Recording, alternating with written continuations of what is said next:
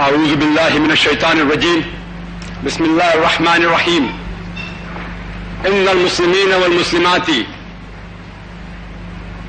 والمؤمنين والمؤمنات والقانتين والقانتات والصادقين والصادقات والصابرين والصابرات والخاشئين والخاشئات والمتصدقين والمتصدقات والصائمين والصائمات والحافظين فروجهم والحافظات والذاكرين الله كثيرا والذاكرات أعد الله لهم مغفرة وأجرا عظيما. بسم الله الرحمن الرحيم. رب اشرح لي صدري ويسر لي أمري واحلل عقدة من لساني يفقهوا قولي. Honorable Justice M.M. Qazi, respected elders, and my dear brothers and sisters, I welcome all of you with the Islamic greetings. Assalamu alaikum wa rahmatullahi wa barakatuh.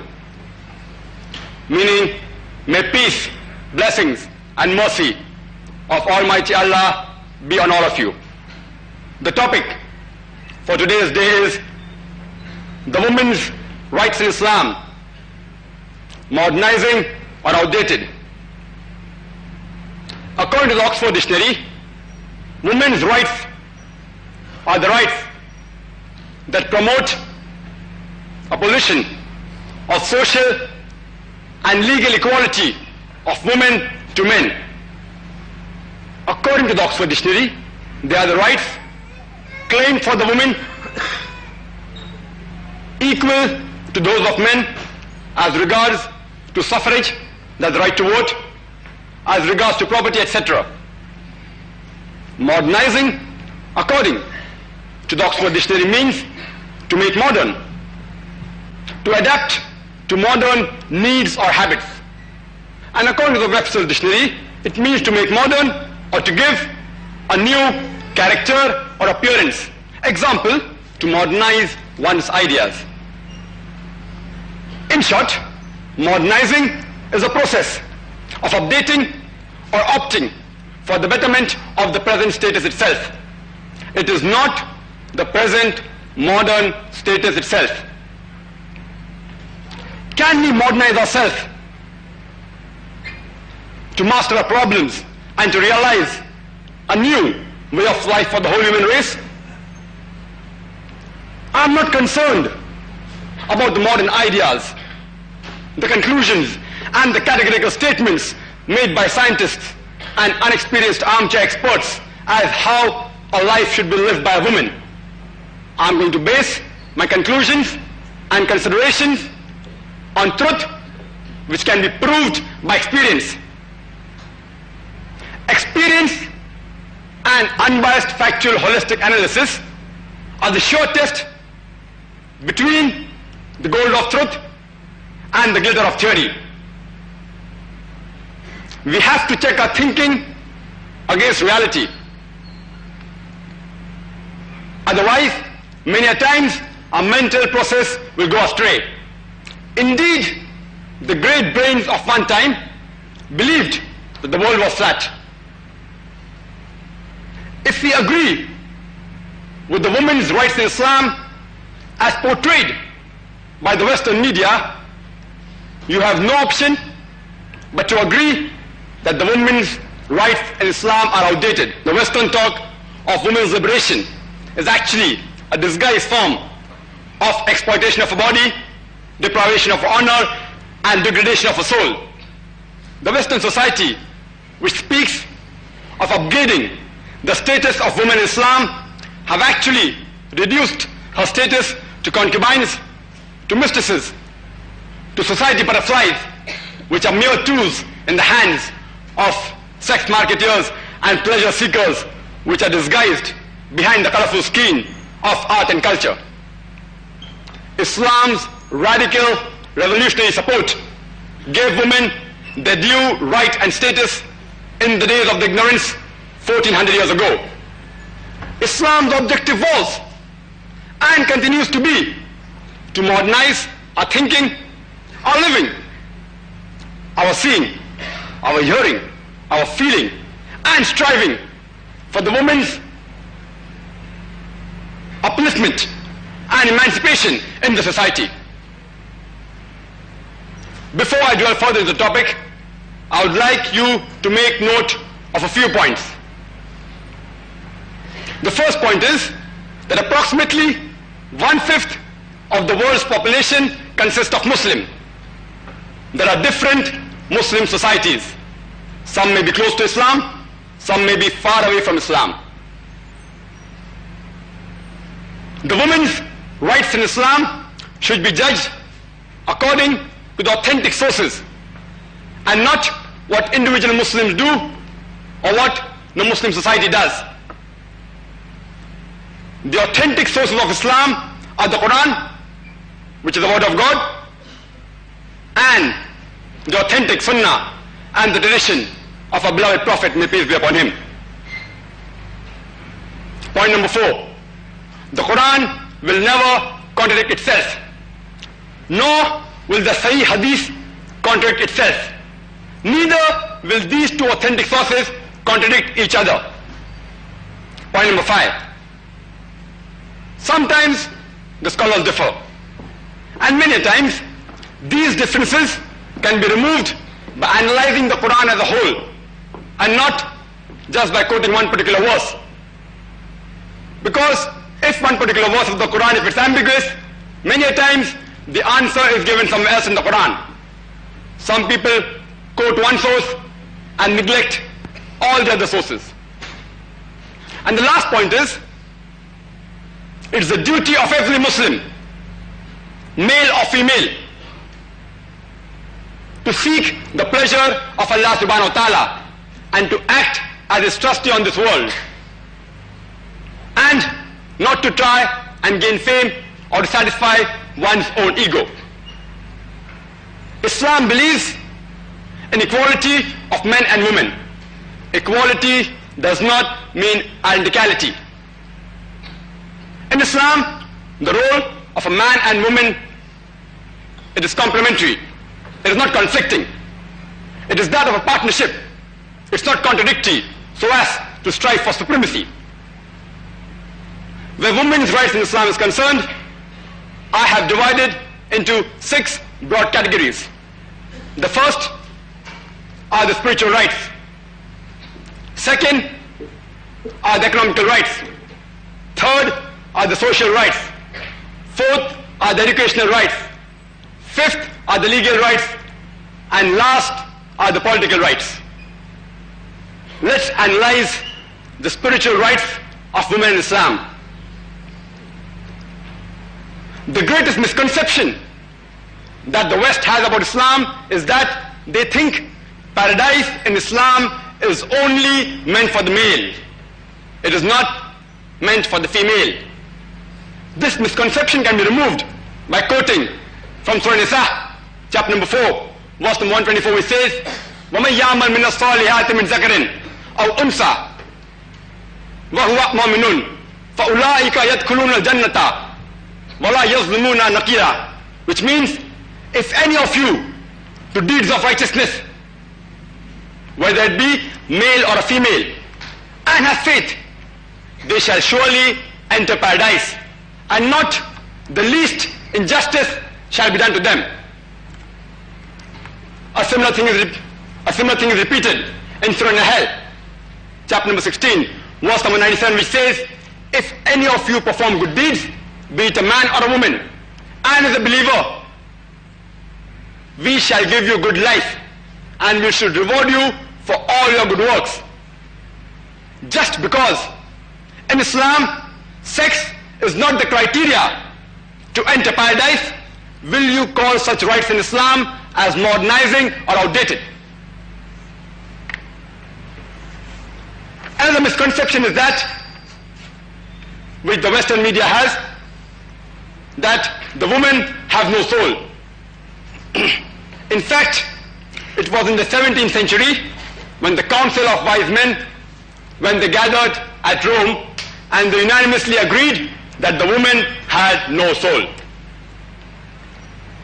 In Islam, man and woman have the same spiritual nature. And that was clarified by our young Qari, Brother Ashraf Mahmudi, who recited the verse from Surah Nisa, chapter number 4, verse number 1, which says, يا أيها الناس اتقوا ربكم الذي خلقكم من نفس واحدة خلق منها زوجها, which means that, O humankind, reverence your guardian Lord, who has created you from a single person and created like nature his mate. A similar thing is mentioned in Surah Nahl, chapter number 16, verse number 32, which says that we have made for you companions and mates of your own nature. Again, in Surah Al-Shura, chapter number 42, verse number 11, it says, فَاتُرُ السَّمَاوَاتِ وَالْأَرْضَ جَعَلَا لَكُمْ مِنْ أَنفُسِكُمْ أَزْوَاجًا. He is the one who has created the heavens and the earth and has made for you pairs from among yourselves. Just because the spiritual nature of a man and woman is the same in Islam, will you call such rights in Islam as modernizing or outdated? The Quran clearly mentions that Allah subhanahu wa ta'ala has breathed somewhat of His spirit into the human beings. If you read Surah Hijr, chapter number 15, verse number 29, it says, when I have fashioned you in due proportion and I breathed into you something of my spirit, fall ye down in obedience. A similar thing is repeated in the Quran, in Surah Sajda, chapter number 32, verse number 9, which says, ثُمَّ صَوَّاهُ وَنَفَخَ فِيهِ مِنْ رُوحِهِ, means we have fashioned you in due proportion and have breathed into you something of my spirit. Here when Allah subhanahu wa ta'ala refers to as something of my spirit is breathed into the human beings, it does not mean a sort of incarnation or a pantheistic form. It means that Allah has given to every human being something of a spiritual nature and the knowledge of God Almighty and coming closer towards Him. Here it refers to both Adam and Eve. May peace be upon them. Both were breathed something of Allah subhanahu wa ta'ala's spirits. Again we read in the Quran that Allah has appointed the human being as His vicegerent, as His trustee. And it is mentioned in Surah Isra, chapter number 17, verse number 70, which says, وَلَقَدْ كَرَّمْنَا بَنِي آدَمَ, that we have honored the children of Adam and bestowed on them special favors.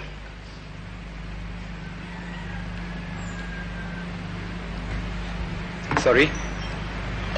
Here, all the children of Adam have been honored, male as well as female. There are some religious scriptures, for example the Bible, which puts the blame on Eve for the downfall of humanity.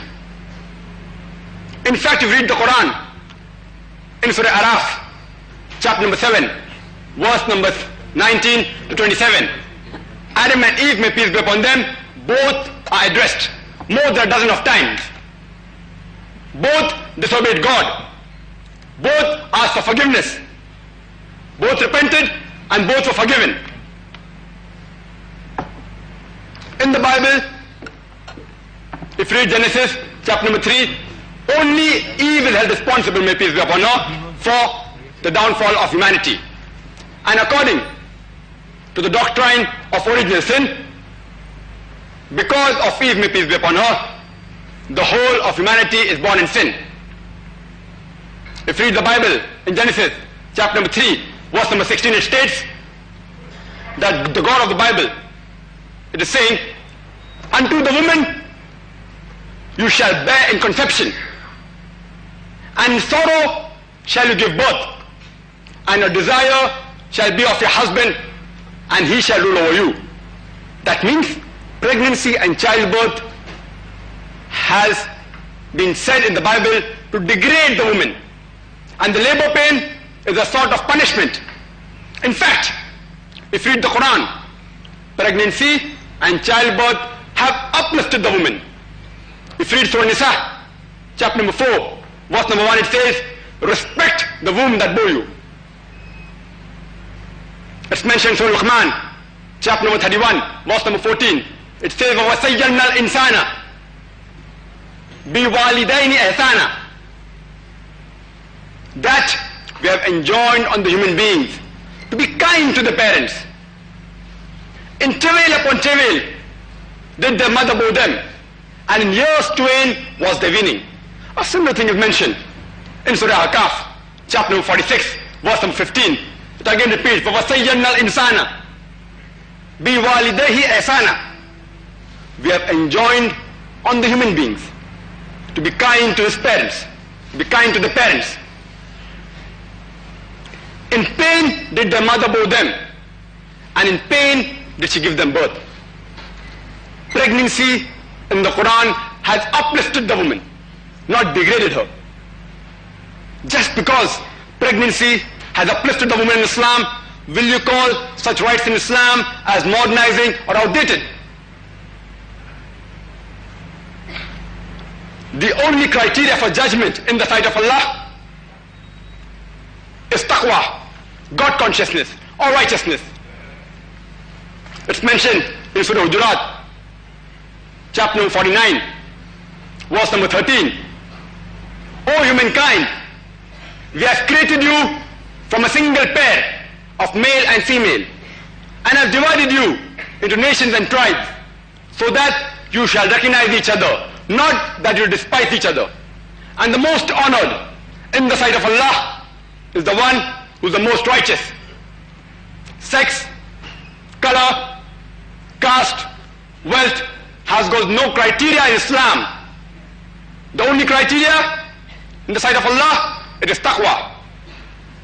Neither is sex the criteria for Allah subhanahu wa ta'ala to reward or to punish a person. If you read Surah Imran, chapter number 3, verse number 195, it says, I will never suffer the lust of any of you, be it male or female. You are companions unto each other. I had started my talk by quoting a verse from the Quran, from Surah Al-Ahzab, chapter number 33, verse number 35. It says, إِنَّ الْمُسْلِمِينَ وَالْمُسْلِمَاتِ, for Muslim men and Muslim women, وَالْمُؤْمِنِينَ وَالْمُؤْمِنَاتِ, for believing men and women, وَالْقَانِتِينَ وَالْقَانِتَاتِ, for devout men and women, وَالصَّادِقِينَ وَالصَّادِقَاتِ, for true men and women, وَالصَّابِرِينَ وَالصَّابِرَاتِ, for men and women who are patient and constant, وَالْمُتَصَدِّقِينَ وَالْمُتَصَدِّقَاتِ, for men and women who give in charity,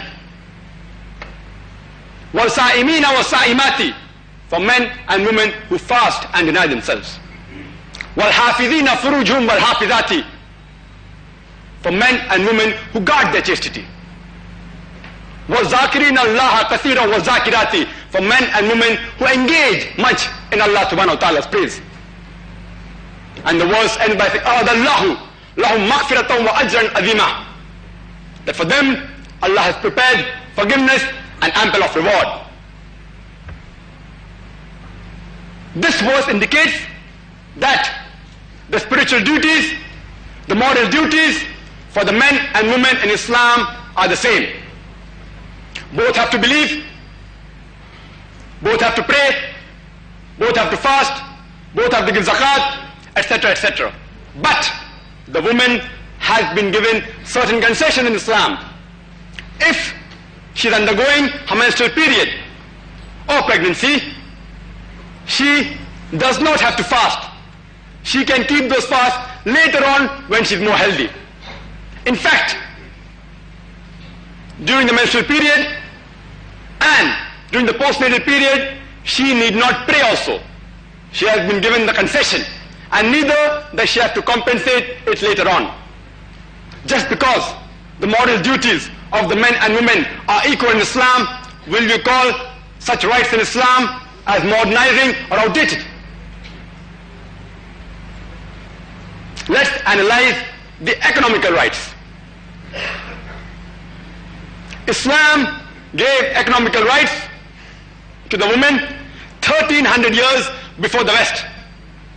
an adult Muslim woman can own, she can dispose or disown any of her property without consulting anyone, irrespective whether she's married or she's single. In 1817, it was the first time in England that the West recognized the rights of the married woman, where she was allowed to own or dispose any of her property without consultation.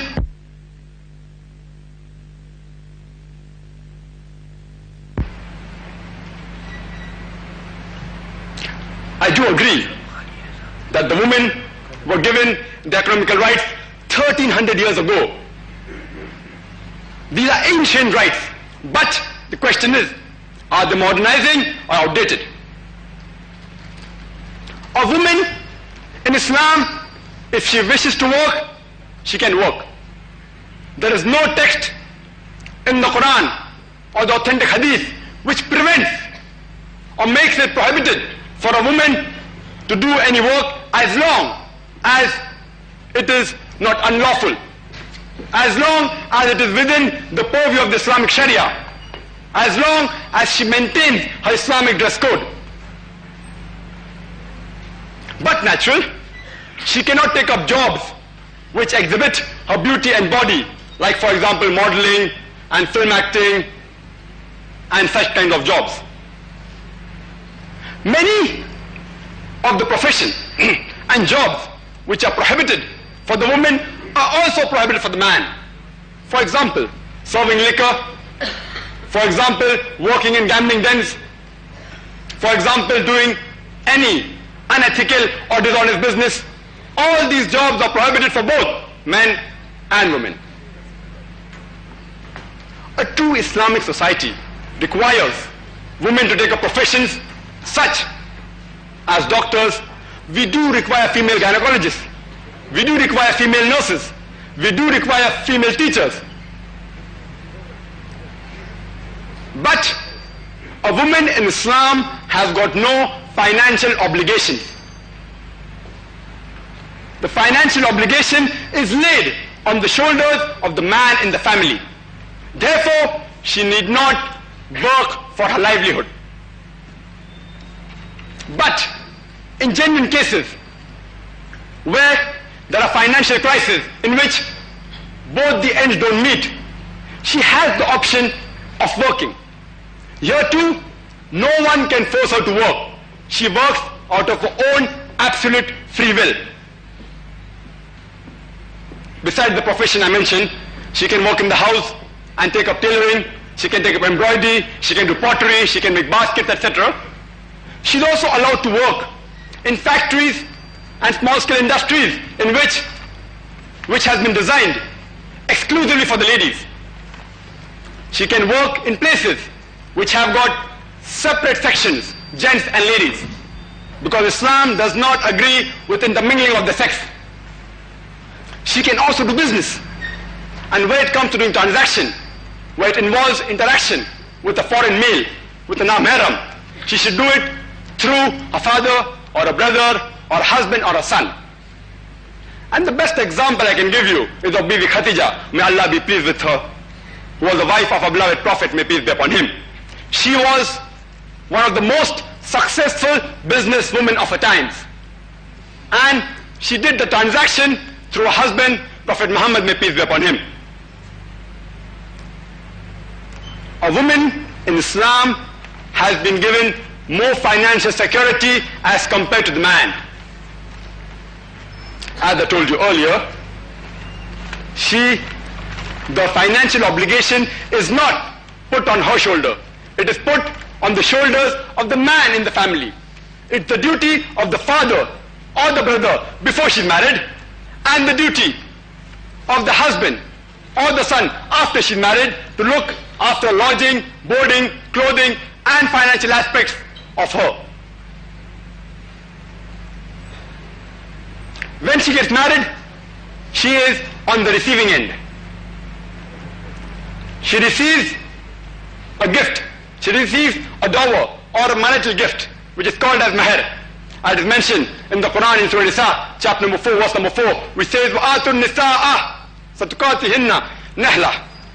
Give to the woman in dower a marital gift. For a marriage to solemnize in Islam, mahr is compulsory. But unfortunately, in our Muslim society here, we just keep a nominal mahr to satisfy the Quran. Say 151 rupees, or some people give 786 rupees. And they spend lakhs and lakhs of rupees on the reception, on the decoration, on the flowers, on the lunch parties, on the dinner parties. In Islam, there is no lower limit, nor is there an upper limit for mahr. But when a person can spend lakhs of rupees on the reception, surely the mahr should be much more. There are various cultures which have crept into the Muslim societies, especially in the Indo-Pak area. They give a small amount of mahr and they expect the wife to get a fridge, to get a TV set. They expect the wife to give a flat, to get a car, etc. And a large sum of dowry, depending upon the status of the husband. If he's a graduate, they may expect 1 lakh. If he's an engineer, they may expect 3 lakhs. If he's a doctor, they may expect 5 lakhs. Demanding dowry. A husband demanding dowry from the wife, directly or indirectly, is prohibited in Islam. If the parents of the girl give the girl something out of their own free will, it's accepted. But demanding or forcing, directly or indirectly, is prohibited in Islam. If a woman works, which she does not have to, whatever earning she gets, it is absolutely her property. She need not spend a single pie on the household. If she wants to spend, it's her free will. Irrespective how rich the wife is, it's the duty of the husband to give lodging, boarding, clothing, and look after the financial aspects of the wife. In case of divorce, or if a wife gets widowed, she is given financial support for the period of iddah. And if she has children, she is also given child support. Islam gave the right to the woman to inherit centuries ago. If you read the Quran in several verses, in Surah Nisa, in Surah Baqarah, and in Surah Maida, it is mentioned that a woman, irrespective, she's a wife, or she's a mother, or a sister, or a daughter, she has a right to inherit. And it has been fixed by Allah subhanahu wa ta'ala in the Quran. And do know there are bound to be questions, that the inheritance law of Islam is unjust. But time does not permit me to clarify this. Inshallah, I will expect a question on this, and then I can deal with this topic more in detail. Let's go further and analyze the social rights of a woman in Islam. Broadly, it can be categorized into 4 subheadings. Social rights given to a daughter, to a wife, to a mother, and to a sister. Coming to the social rights given in Islam to a daughter. Islam prohibits female infanticide. The killing of female children is forbidden in Islam. It's mentioned in Surah Takwir, chapter number 81, verse number 8 and 9. When the female child is buried alive, and when she questions you, for what crime was she killed? Not only female infanticide has been prohibited, all sorts of infanticide have been prohibited in Islam, whether it be a male child or a female child. It's mentioned in the Quran, in Surah Anam, chapter number 6, verse number 151, that kill not your children for want of sustenance, for it is Allah that will provide sustenance for you and for children. A similar thing is mentioned in Surah Isra, chapter number 17, verse number 31, which says, "Kill not your children for want of sustenance, for it is Allah that will provide sustenance to you and your children. For killing of children is a major sin." In the pre-Islamic Arabia, whenever a female child was born, mostly she was buried alive. Alhamdulillah, after the spread of Islam, this evil practice has been discontinued. But unfortunately, it still continues in our country, India. According to a BBC report, in the program assignment, the title of which was "Let Her Die," there was a British reporter by the name of Emily Buchanan who came all the way from Britain to India to give us the statistics of the female infanticide. This program was showed more than a year back on the Star TV, and alhamdulillah, it's been shown every month. And just a few days ago, it was again re-telecast. In that program, it gives the statistics that every day, more than 3,000 fetuses are being aborted on being identified that they are females. If you multiply this figure by the number of days, that's multiplied by 365, you get a figure of more than 1 million female fetuses are being aborted every year in our country.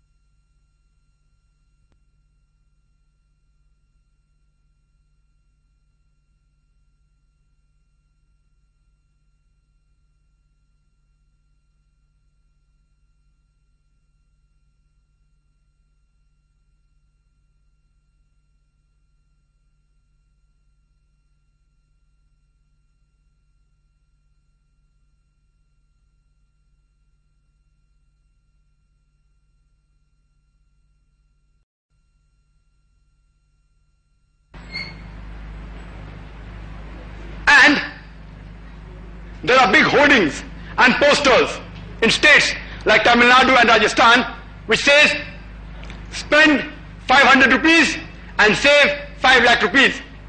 What does it mean? That spend rupees 500 on medical examinations like amniocentesis or ultrasonography and identify that the child the mother is carrying, if it's a female, you can abort it and you will save 5 lakh rupees. How? The couple of lakhs you spend on upbringing her and the remaining lakhs of rupees you spend on giving dowry. According to the report of the government hospital of Tamil Nadu, out of every 10 female children that are born, 4 are put to death. No wonder the female population in India is less than the male population. Female infanticide was continuing in our country since centuries.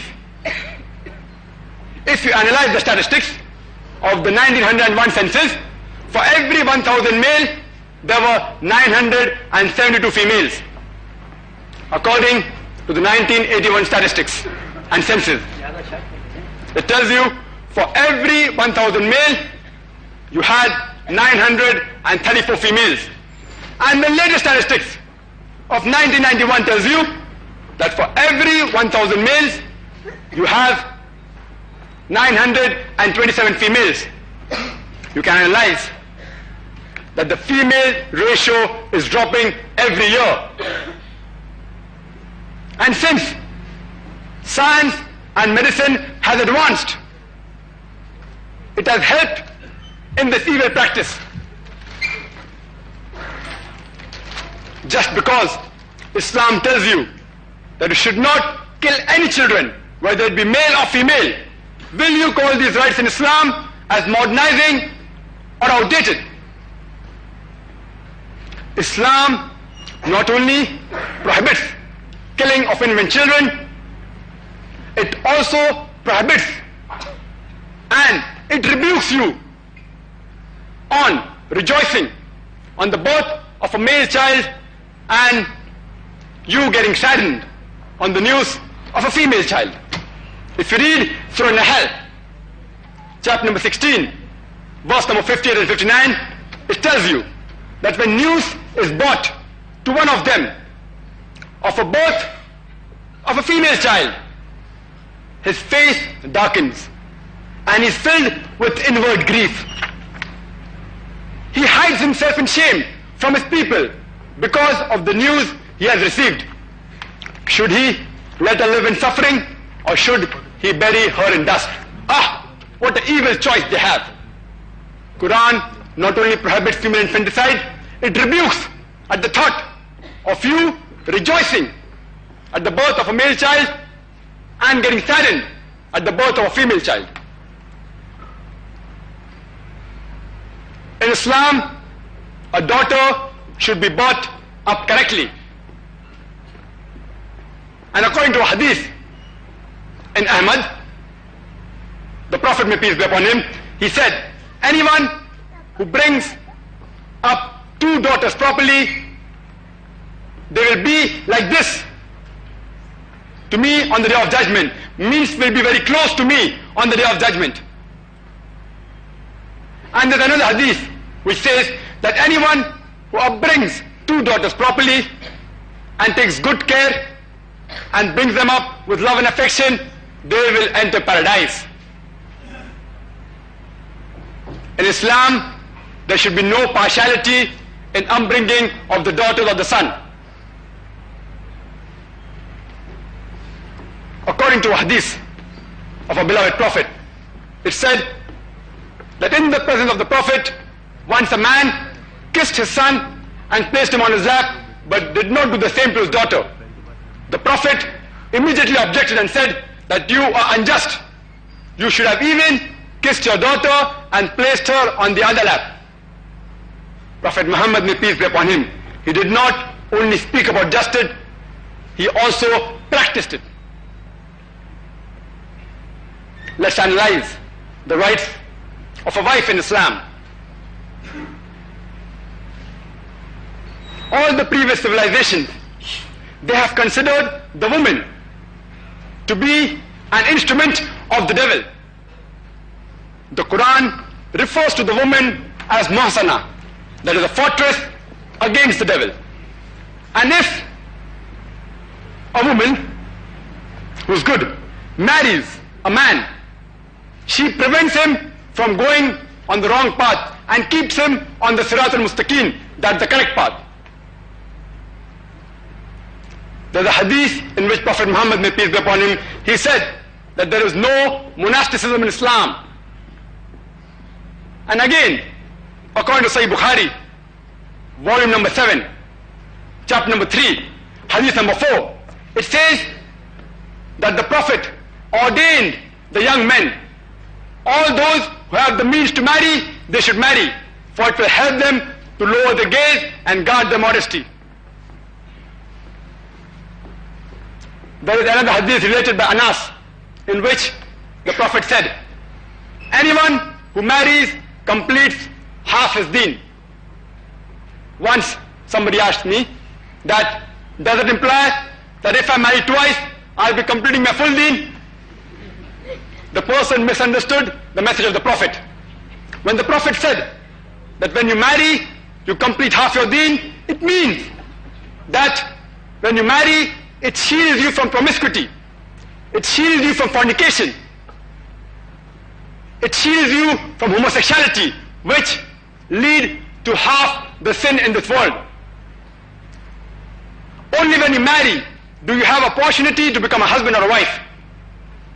Only when you marry do you have opportunity to become a father or a mother. And the duties of the mother and the father and that of a husband and wife are very important in Islam. So it makes no difference whether a man marries once, twice or thrice or 4 times, he yet completes only half his deen. The Quran says that we have put love into the hearts of the husband and wife. If you read Surah Rum, chapter number 30, verse number 21, it says that, and amongst our signs, we have created for you mates or companions, so that you may dwell in them in tranquility. And we have put love and mercy between your hearts. According to Surah Nisa, chapter number 4, verse number 21, marriage is considered as a misakh, a sacred agreement, a sacred contract. According to Surah Nisa, chapter number 4, verse number 19, it says, you are prohibited to inherit women against their will. Means, to marry, the permission of both the parties are required. It's compulsory that the man and woman both should agree to marry. No one, not even the father, can force their daughter to marry against her wishes. There's a hadith in Sahih Bukhari, volume number 7, chapter number 43, hadith number 69, which says that a lady, she was forced by her father to marry against her wishes, and she went to the Prophet, and the Prophet invalidated the marriage. And the hadith in Ibn Hanbal, hadith number 2469, it says that a daughter was forced by a father to get married, and when the daughter approached the Prophet said, you can either continue, or if you wish, you can invalidate the marriage. That means the consent of both the male and the female is required. In Islam, a woman is considered as a homemaker. She is not considered as a housewife because she is not married to the house. Many people use terminologies without understanding what it means. Housewife means you're the wife of the house.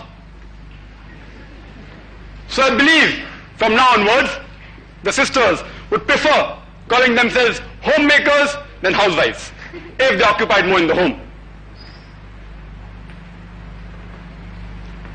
In Islam, a woman, she is not married to a master that she should be treated like a slave. She is married to its equal. And there's a hadith which says in Ibn Hanbal, hadith number 7396, it says that the most perfect of the believers are those that are best in character and behavior, and those that are best to their family and their wives.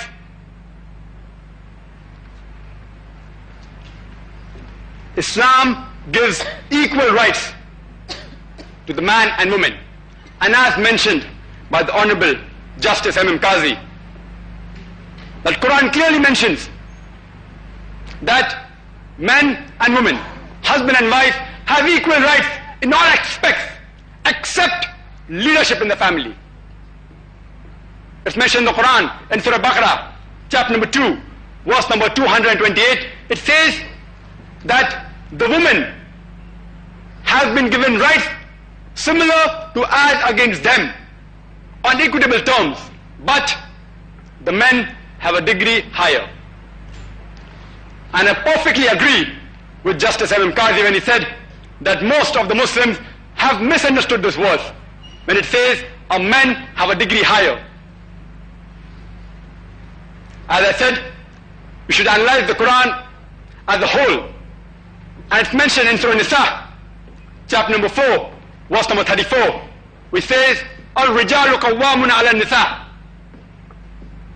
that the men are the protectors and maintainers of the women. For Allah subhanahu wa ta'ala has given one of them more strength than the other, and they give them the means.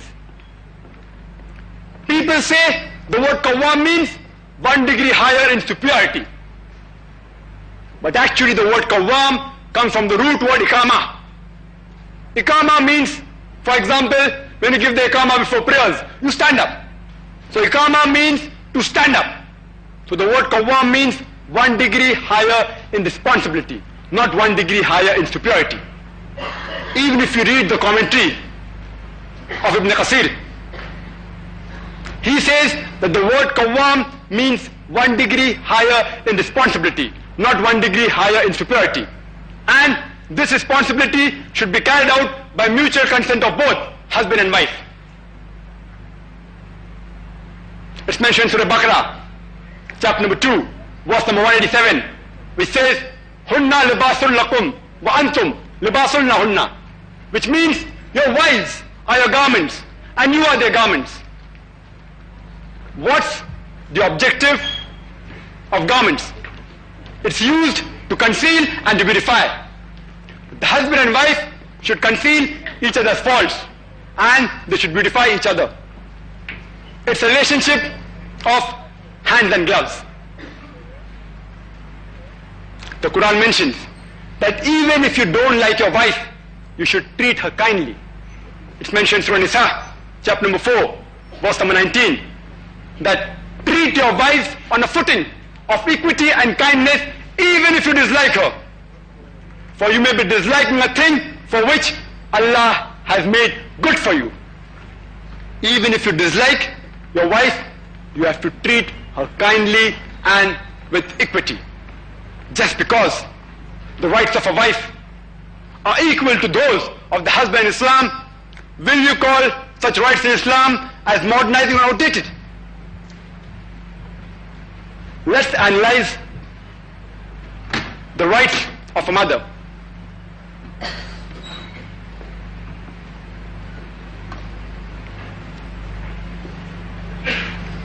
The only thing above respect to mother, it is the worship of Allah subhanahu wa ta'ala.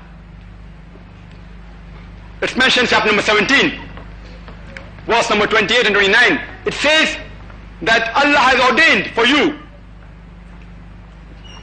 that Allah has ordained for you that you worship none but Him and that you be kind to your parents. And if any one or both of them reach old age, do not say a word of contempt or repel them, but address them with honor and speak to them with kindness and lower your wing of humility and pray to Allah subhanahu wa ta'ala, my Lord, bless them as they have cherished me in childhood. Surah Nisa, chapter number 4, verse number 1 says, respect the womb that bore you.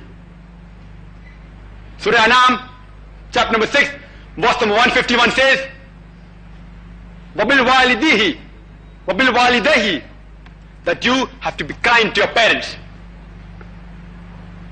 Again, in Surah Luqman, chapter number 31, verse number 14, it again says the same thing. وَوَصَّيَّنَا الْإِنسَانَ بِالْوَالِدَيْهِ إِحْسَانًا, that we have enjoined on the human beings to be kind to his parents.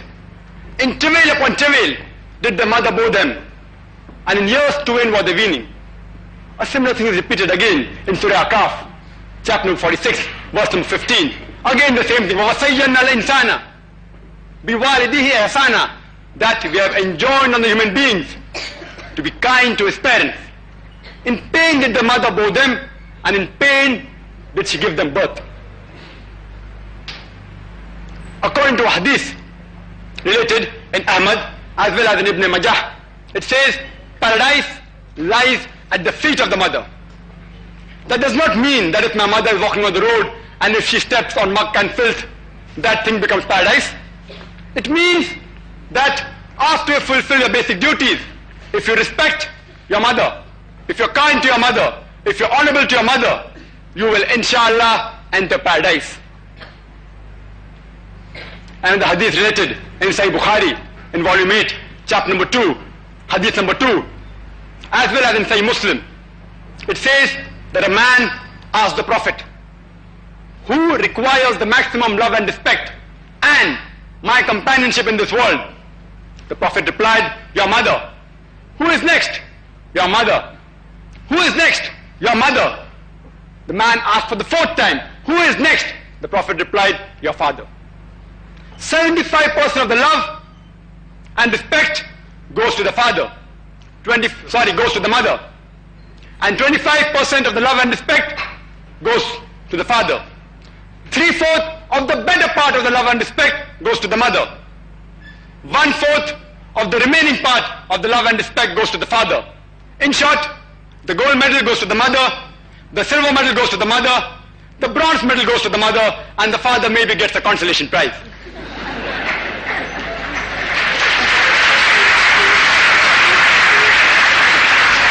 I'm very happy that my brothers appreciated it, although normally I always apologize that if I've hurt the feelings of my brothers, I'm sorry. That's what Islam tells me. But I'm glad that my brothers here, they appreciated Islam. Alhamdulillah. Let's analyze the rights of the sisters in Islam. According to Surah Tawbah, chapter number 9, verse number 71, it says, وَالْمُؤْمِنُونَ وَالْمُؤْمِنَاتُ بَعْضُهُمْ أَوْلِيَاءُ بَعْضٍ, that the men and the women, they are maintainers and supporters of each other. The word awliya here means supporters and maintainers. They are supporters and maintainers of each other. In short, they are brothers and sisters unto each other, unless otherwise. Prophet Muhammad, may peace be upon him, he said, the women are the shakat. Shakat means sister. It also means half. As humankind has been divided into two halves, men and women, it refers to as half, also as sisters. There are so many social rights that we can speak for weeks together. But due to short of time, I will not be able to touch on the important topics such as polygamy, such as divorce, such as talaq, divorce, because I have opted to spend more time on the other topics, because experience tells me that these topics inshallah will be covered in the question answer time. And I hope you will ask questions, and whatever clarification you require on this topic, I'll try my level best to give you. Now let's analyze.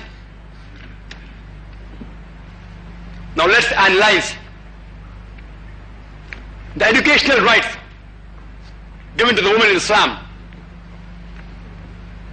The first 5 verses which were revealed of the Quran Sharif were from Surah Alaq or Surah Iqra, chapter number 96, verse number 1 to 5, which says, Iqra bismi rabbika alladhi khalaq.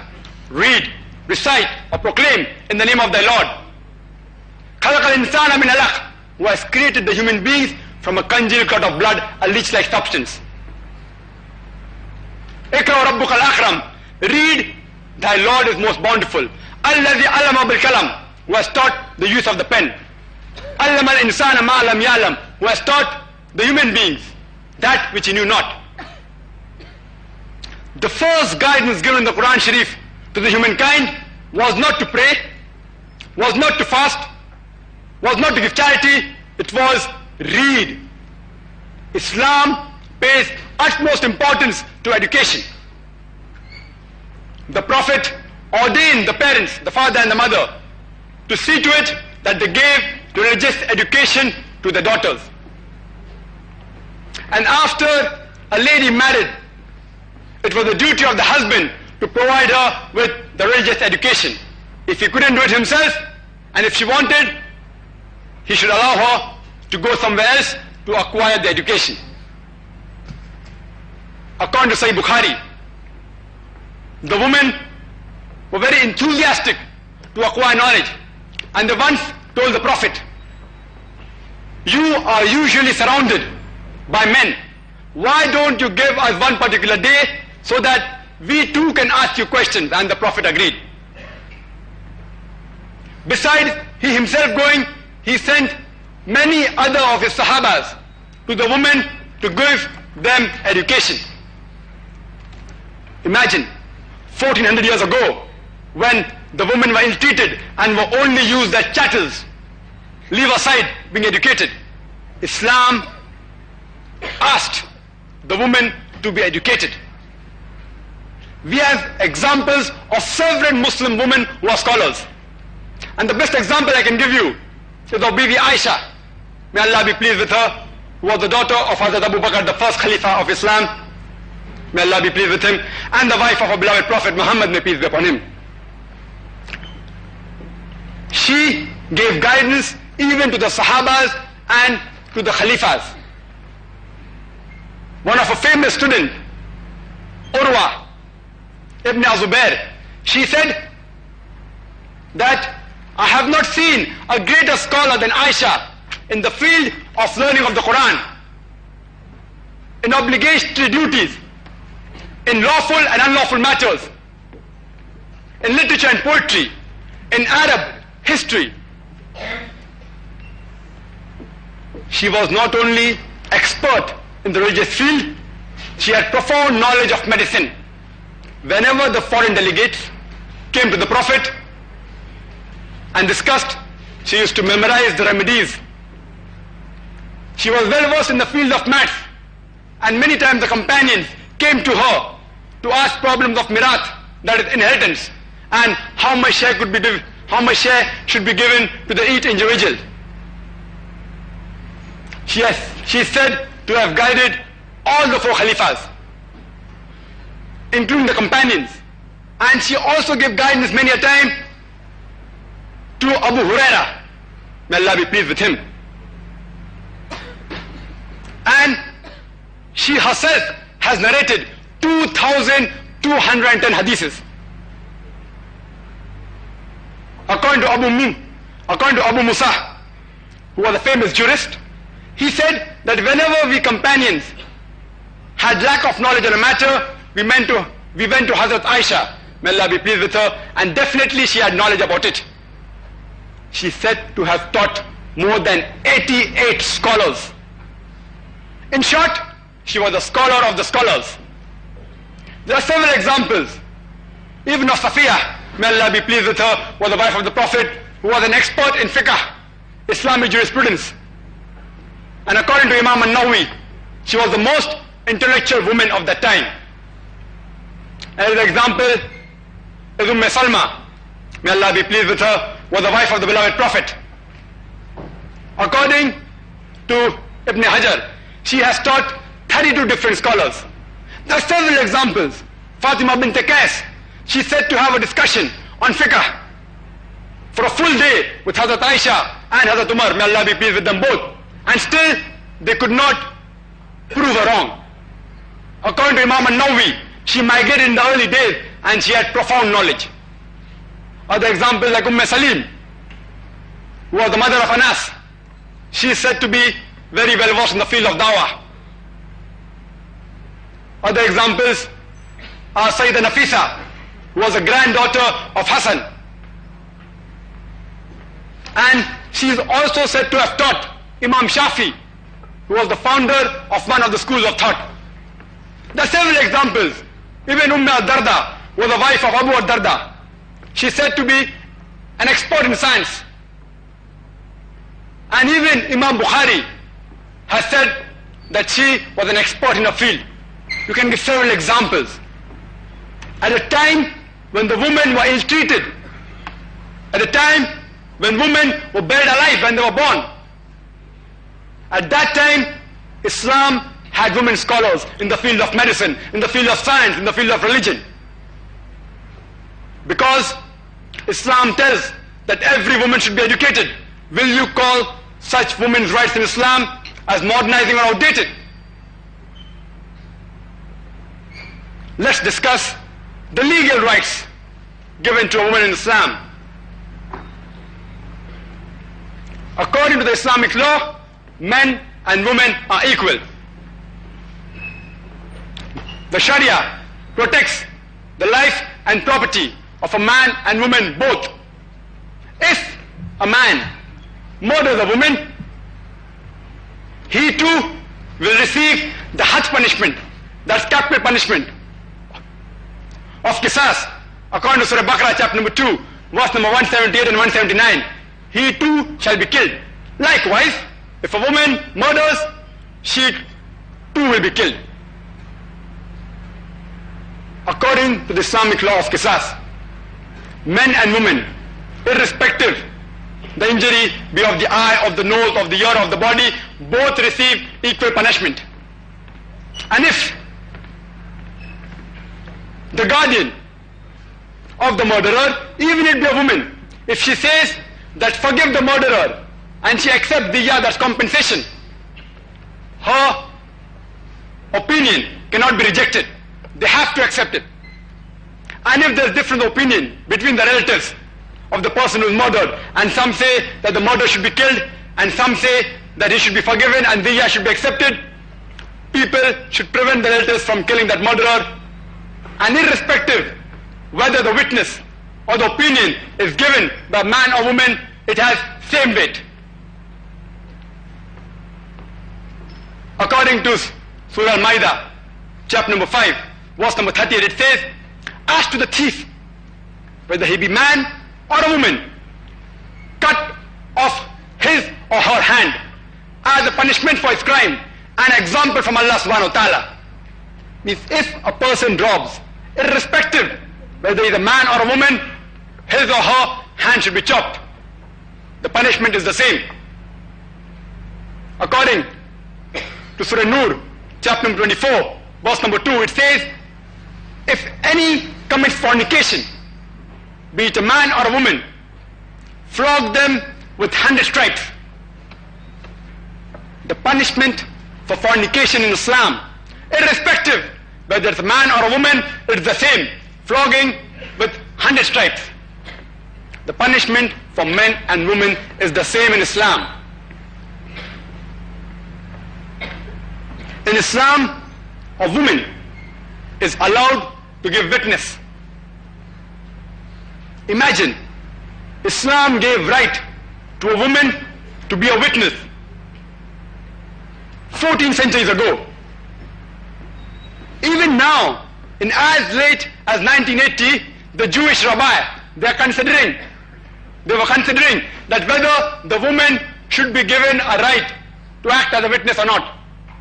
And Islam gave that right 1400 years ago.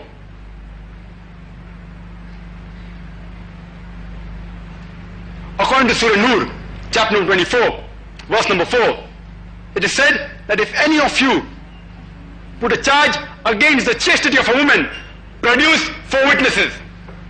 And if they falter, flog them with 80 stripes. In Islam, for a small crime, you require 2 witnesses. For a big crime, you require 4 witnesses. Accusing a woman falsely is a big crime in Islam. Therefore, you require 4 witnesses. Nowadays, you see in the modern society, you find men abusing women and calling them all sorts of names. They call them prostitutes, etc. And what nothing is done. In an Islamic state, if a man calls her a prostitute in public or anywhere else, and if she takes that man to court, and if that man cannot produce 4 witnesses, or even if he produces 4 witnesses, and if any one of them falter, all of them will receive 80 lashes each. And in future, all the evidence will be rejected. Islam gives utmost importance to the chastity of the woman. When a lady marries, she normally adopts the name of her husband. In Islam, she has the option of either keeping her husband's name, either adopting the name of the husband, or maintaining her maiden name. and maintaining the maiden name is recommended in Islam. And you find in several Muslim societies that women, even after they get married, they maintain their maiden name. Because according to the Islamic law, men and women are equal. Will you call such rights in Islam as modernizing or outdated? Let's analyze the political rights.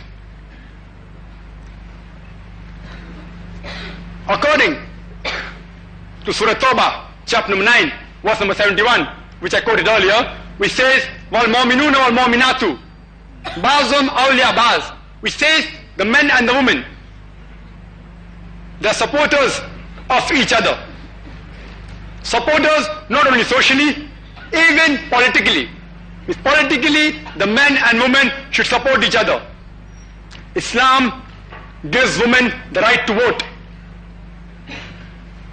If you read Surah Al-Mumtahina, chapter number 60, verse number 12, it says that, O Prophet, when the believing women come to thee with an oath of fealty, here the Arabic word is bayan. And bayan means much more than our modern present day election.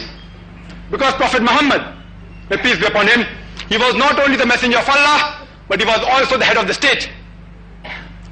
And women came to the Prophet and they agreed with him being the head of the state. So Islam gives the woman even the right to vote.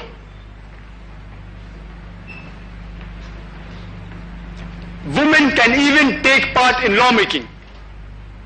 And according to the famous hadith, in which Hazrat Umar, may Allah be pleased with him, he was discussing with the Sahabas and considering putting an upper limit on the meher, since young men were being discouraged from getting married. A lady from the back seat, she objected and said, when the Quran says in Surah Nisa, chapter number 4, verse number 20, that you can even give a heap of treasure, a heap of gold in meher, when Quran puts no limit on meher, who is Umar to put a limit? May Allah be pleased with him. And immediately, Hazrat Umar, may Allah be pleased with him, he said, Umar is wrong and the lady is right. Imagine. She was a common lady. If it had been a famous lady, the name of the lady would have been mentioned in the hadith. Since the hadith does not mention the name of the lady, we can understand that the lady was a common lady. Means even a common lady can object to the Khalifa, the head of the state. And in technical terms, it will be called that she's objecting to the breach of the constitution, because Quran is the constitution of the Muslims. That means a woman can even take part in lawmaking. Women have even taken part in the battlefields. There is a full chapter in the Sahih Bukhari mentioning women in the battlefield. Women gave water, they gave first aid to the soldiers, and there is a particular mention of a woman by the name of Nasiba, who were among the few who protected our beloved Prophet during the Battle of Uhud. Because the Quran says, man is the protector of the woman. Under normal circumstances, the woman should not go to the battlefield. It's the duty of the man. Only when required, under necessity, are the women allowed and they should go to the battlefield. Otherwise, no. Otherwise, you will have the same position as you are having in the USA. There, women were allowed to join the battle since 1901, but they were not allowed to take active part. They only played the part of a nurse. Later on, after the feminist movement just had started, in 1973, the feminist movement demanded, why aren't women allowed to take active part in the battlefield? So the American government allowed, after 1976, women were allowed to take active part in the battlefield. And last year, according to a report of the Defense Department of America, which was released on the 23rd of April, 1993. It said that 90 people were sexually assaulted in a convention, out of which 83 were women, and 117 officers were charged with indisciplinary action. Imagine, in one convention only, 83 women sexually assaulted. What was the crime of those 117 officers? They made the women run and they snatched at the clothes. They made them parade absolutely nude without even covering the genital parts. They were made to have sex in public. Is this what you call women's rights?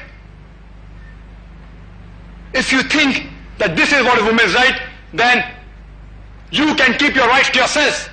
We don't want our sisters, our daughters, our mothers to be sexually assaulted. And there was an uproar in the parliament, and the President Bill Clinton, he himself had to apologize, publicly apologize, and he said necessary action will be taken. And you know, when politicians say necessary action will be taken, what happens? So Islam allows women to take part in the battlefield only when required, but there also they should maintain the Islamic hijab and the Islamic ethics and the modesty. Before I conclude my talk, I'd like to give an example. As I said in the beginning of my talk, Islam believes in equality between men and women. Equality does not mean identicality. Suppose in a classroom, two students, student A and B, during an examination, both come out first. Both secure 80% marks, 80 out of 100. Out of the hundreds of students, two come out first, A and B. When you analyze the question paper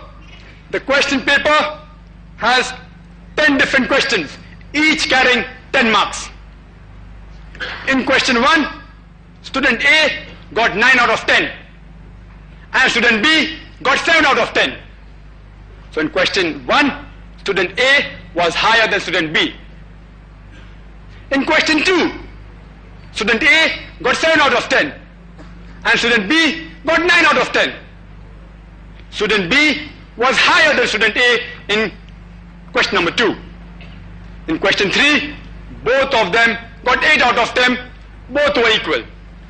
When you add up the marks of all the 10 questions, both student A and B got 80 out of 100. So in short, student A and student B are overall equal. In some question, A is higher than B. In some question, B is higher than A. In others, both are equal. In the same fashion, taking the example that since Allah has given man more strength, suppose a thief enters the house. Will you tell, I believe in women's rights, I believe in women's rights? Will you tell your mother, your sister and your daughter to go and fight the thief? No, but naturally you will fight him. If required, they may interfere. Under normal circumstances, since Allah has given you more physical strength, you have to go and tackle the thief. So here, in physical strength, man is 1 degree higher than the woman. Let's take another example. Where it comes to giving respect to where it comes to respecting the parents. The children are supposed to respect the mother 3 times more than the father. Here, the women have 1 degree higher than the men. Overall, both are equal. So Islam believes in equality, not identicality. Men and women are overall equal in Islam. This was in brief, not in detail, as Justice Qazi said. Time does not permit me to speak in detail. This was in brief, the highlights of the women's rights in Islam. After this, what the Muslim society did is different.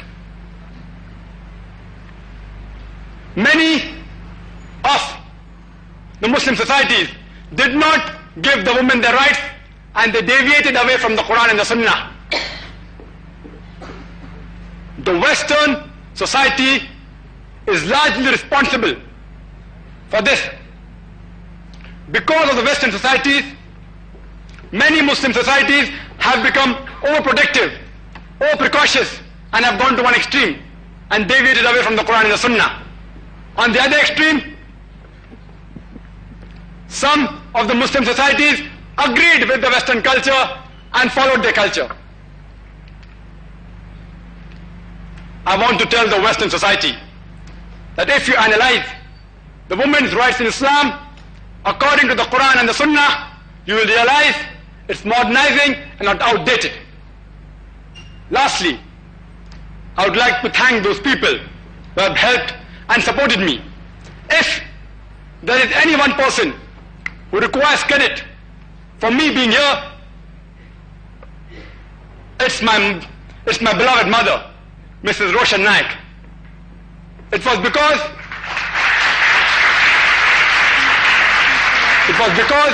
of her love, care and guidance that I'm here today.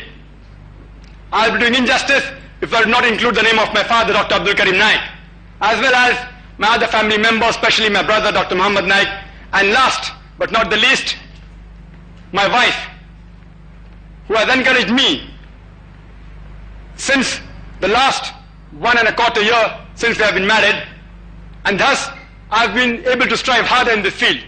Wa akhiru da'wana alhamdulillahi rabbil alameen.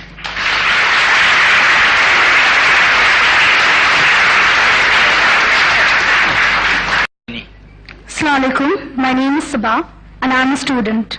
I would like to ask you a question, Zakir Bhai. A man will have hoor, that is beautiful maidens, when he enters paradise.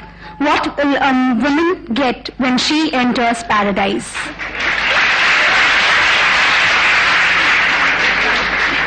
The sister has posed the question that when a man enters paradise, he will get hoor, that is a beautiful maiden. What will the woman get when she enters paradise? The Quran has mentioned the word hoor in no less than 4 different places. It's mentioned in Surah Dukhan, chapter number 44, verse number 54. It's mentioned in Surah Tur, chapter number 52, verse number 20. It's mentioned in Surah Rahman, chapter number 55, verse number 72, as well as in Surah Waqia, chapter number 46, verse number 22. And many of the translations, especially the Urdu translations, have translated the word hoor as beautiful maiden. If the word hoor means a beautiful maiden, it means a beautiful maiden, then what will the woman get in paradise? Actually, the word hoor is a plural for ahwar, which is applicable to the man, and hawar, which is applicable to the woman, and it signifies the characteristic of hawar, which means big, white, beautiful eye, and describes especially the whiteness of the eye. The similar thing is mentioned as azwaj al-mutahharin, many places in the Quran, in Surah Baqarah, chapter number 2, verse number 25, and Surah Nisa, chapter number 4, verse number 57, it says azwaj al-mutahharatun, which means companions, pairs. So the word hoor is rightly translated by Muhammad Asad as spouse, and also by Abdullah Yusuf Ali as companions. So hoor actually means a companion or a spouse. It has no gender. For the man, he will get a good lady with big beautiful eyes, and for a woman, she'll get a good man with big beautiful eyes. I hope that answers the question. The brother on my right hand side, please. Assalamu alaikum. Sultan Qazi, I'm in service. I would like to pose a certain question to Dr. Zakir Naik. For evidence given, to prove evidence, why are there 2 female witnesses against 1 male witness? The brother asked a very important question. that why are two women witnesses equal to one witness in Islam? Two women witnesses are not equal to one woman witness. Two women witnesses are not equal to one man's witnesses in all the cases. Only in certain cases. There are at least 5 verses in the Quran which speak about the witnesses without specifying male or female.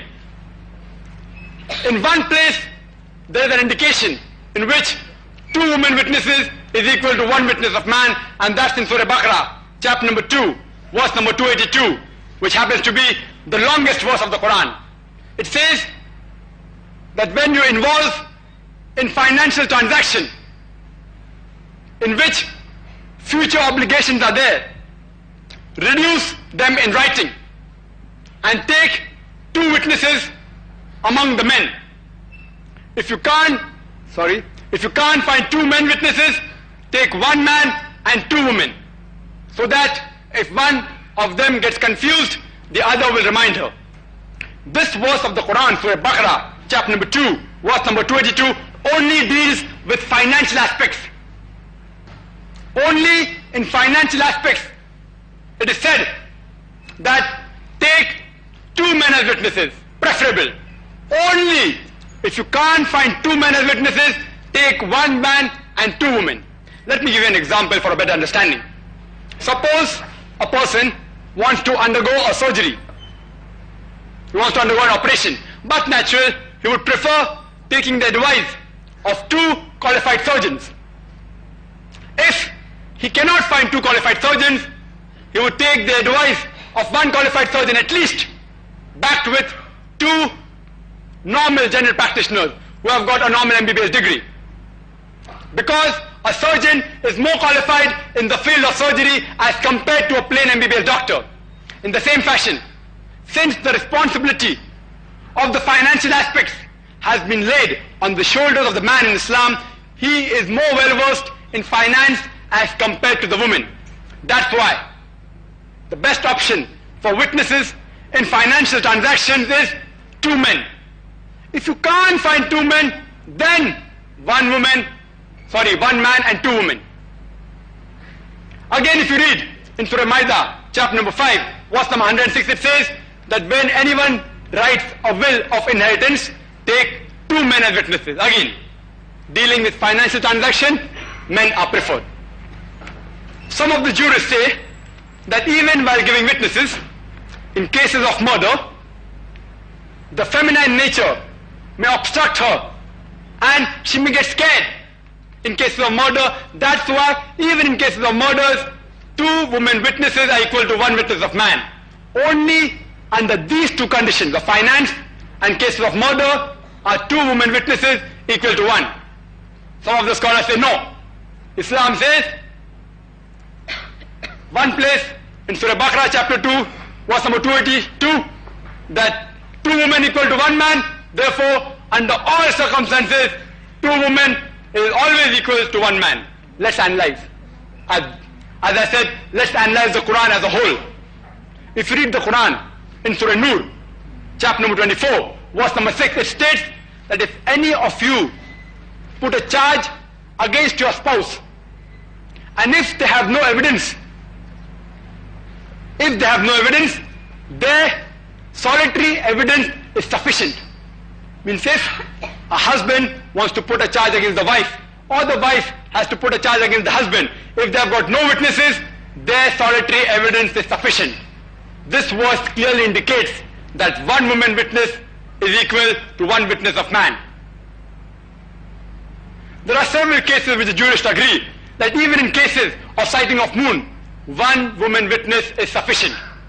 Some jurists say that in the beginning of Ramzan, 1 witness is required. At the end of Ramzan, 2 witnesses are required. It does not make a difference whether they are man or woman. There are certain cases in which man's witness cannot be accepted. Only woman's witness is accepted. All are waiting for the answer, I believe. Suppose you want to give a witness for the burial bath of a woman. After a woman dies, the witness for a burial bath can only be given by a woman. And only in extreme cases, when you can't find women, then can the husband give the witness. So here, the woman witness is preferable. Hope that clarifies the doubt, brother. Those who are interested in writing question on the slips, you may kindly raise your hands so that we have assistants standing around. They could come and help you out with the slip of paper or a pen or whatever is required, so that and it can be passed on down the sides of the stage to me, so we can carry on as a secondary preference later on. May we have the next question from the sister on the top, please? Assalamu alaikum. My name is Shaila. I would like to ask, why is polygamy permitted in Islam, and that is why is a man allowed to marry more than one wife? Sister asked the question that why is polygamy permitted in Islam? That is, why is a man allowed to marry more than one wife in Islam? The polygamy actually means that a person who has more than one spouse is divided into two categories. Polygyny, in which a man has more than one wife, and polyandry, in which a woman has got more than one husband. People normally think polygamy means a man can marry more than one wife. Polygamy means both. A person having more than one spouse. If a man has more than one wife, it's called polygyny. And if a woman has more than one husband, it's called polyandry. But since the sisters mainly asked the question, why is a man allowed to marry more than one wife? I will answer, why is polygyny allowed in Islam? Quran happens to be the only religious book on the face of the earth which says marry only one. There is no religious book on the face of the earth which says marry only one. You read the Gita, you read the Veda, you read the Ramayana, you read the Mahabharata, you read the Bible. Nowhere is it mentioned marry only one. It's only mentioned in the Quran. In fact, if you read the Hindu scriptures, most of the kings had several wives. King Dashrath had more than one wife. Lord Krishna had several wives. If you read the Jewish scriptures, the Jewish law allowed polygyny. It was only in the 11th century when Rabbi Gershom ben Yehuda, he passed a synod and said polygyny should not be allowed. Still it was practiced by the Sephardic Jewish community in the Muslim countries, until in 1950 the chief rabbinate of Israel put a ban on it. The Christian Bible allows polygyny. Only a couple of centuries ago the church put a ban on it. Even if you analyze the legal aspect of India, the Indian law allowed a Hindu man to have more than one wife. It was only in 1954 when the Hindu Marriage Act was passed, and if I'm wrong, Justice Qazi can correct me, when the Hindu Marriage Act was passed in 1954, which put a ban and prohibited the Hindu man to marry more than one wife. If you see the statistics, according to a committee report on the status of women in Islam, which was published in 1975 on page number 66 and 67, it states the percentage of polygamous marriages. And it said that the percentage in which the Hindu did polygynous marriages, it was 5.06. And the percentage of Muslim polygynous marriages was only 4.31. Let's leave the statistic aside. Let's come to the main point. Why does Islam allow polygyny? As I mentioned earlier, Quran is the only religious book on the face of the earth which says marry only one. It's mentioned in Surah Nisa, chapter number 4, verse number 3, that you can marry women of your choice in 2s, 3s or 4s. But if you can't do justice, marry only one. The statement marry only one is only given in the Quran. It's not there in any other religious books. In pre-Islamic Arabia, men had several wives. Some people had hundreds of wives. Islam put an upper limit to polygamy, maximum 4.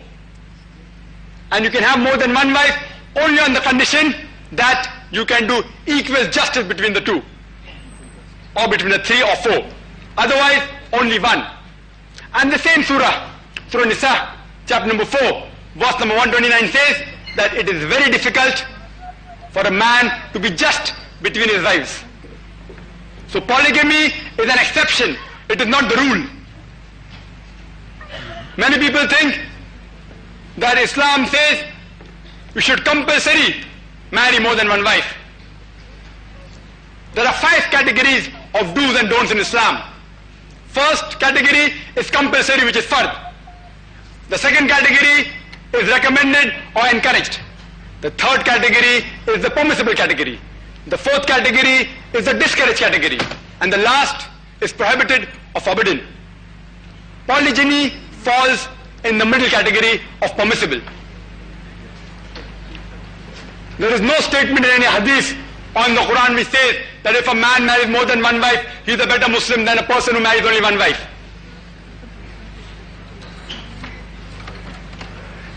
Let's analyze logically. Why does Islam allow a man to marry more than one wife? By nature, men and women are born, male and female are born in equal proportion. But medical science tells us that the fetus, if it's a female, is more stronger than the male fetus. Pediatric knowledge tells us that a female child has got more resistance than the male child. A female child can fight germs and disease much more stronger and a better way than the male child. Medical science tells us that the female is health-wise a stronger sex than the male. So, in the pediatric age itself, the female ratio is higher than the male ratio. Wars take place in the world, and during wars, more male are killed than the female. Even in the recent war which took place in Afghanistan, approximately more than 1.5 million people were martyred, out of which most of them were men. Statistics tells us that accidents take place. More of the men die in accidents than the females. More male death takes place due to cigarette smoking than female death. Therefore, you have more female in the world as compared to the male. India is one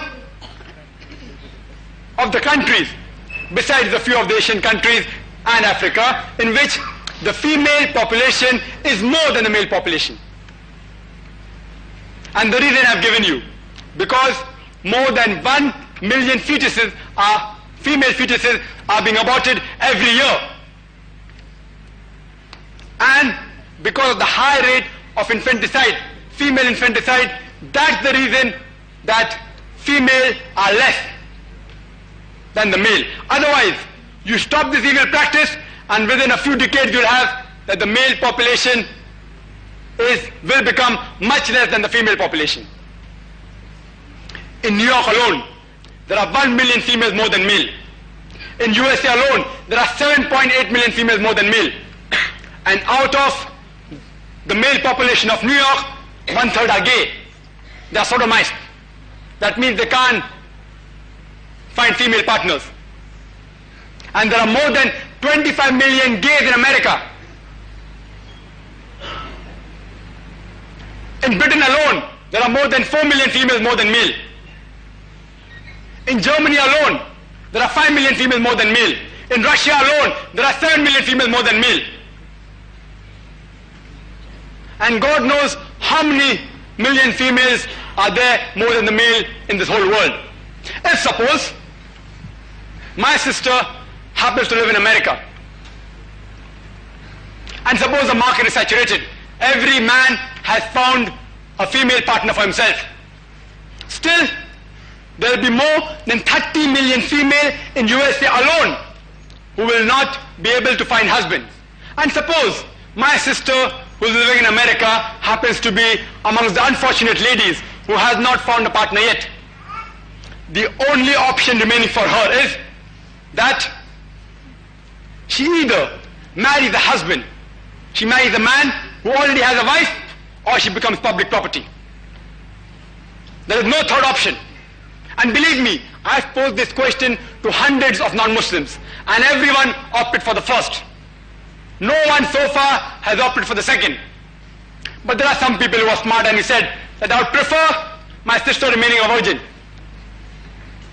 Believe me, medical science tells us that a man or a woman cannot remain a virgin throughout her life.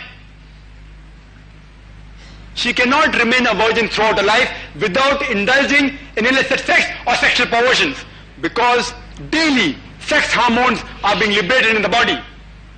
And those great men who claim to have renounced the world, for example, the sages and the sons who go to mountains and Himalayas, behind them you find the Devdas is going. For what?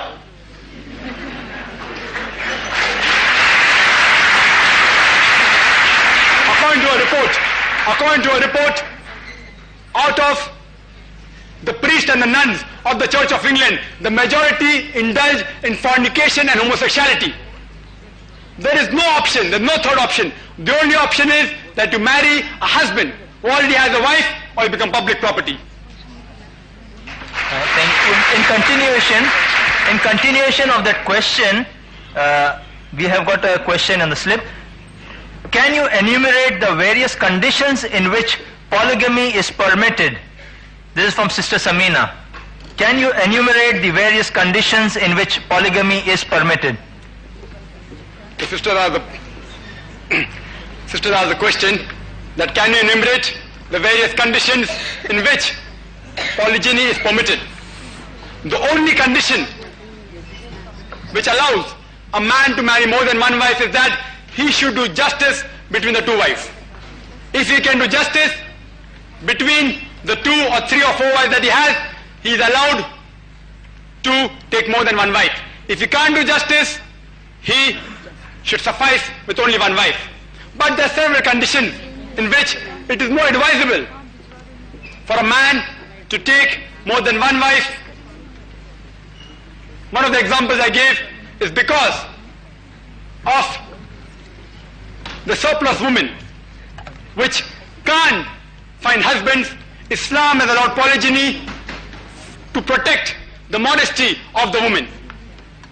There are several other conditions. For example, suppose a young lady, she gets married, and within maybe approximately a few months of a marriage, she has an accident and she gets handicapped and she cannot satisfy the husband.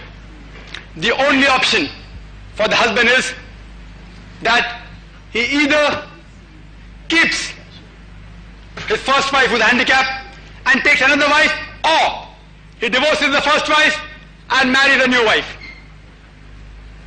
I'm telling you, suppose your sister happens to be that unfortunate lady who gets handicapped. Which would you prefer? Would you prefer your brother-in-law to divorce her and to marry a new wife, or would you prefer your brother-in-law to keep that first wife and to take another wife? There are situations in which the wife can become seriously ill. She can have a disease in which she will not be able to look after the children or look after the husband. Under such conditions, it is more advisable that that wife shares the husband with another lady who will not only look after the husband, will also look after her as well as the children. Many people may argue that why can't you keep a maidservant or a nurse who will look after the children? I do agree with you. You can very well keep a maidservant who will look after your children and your wife. But who will look after you then?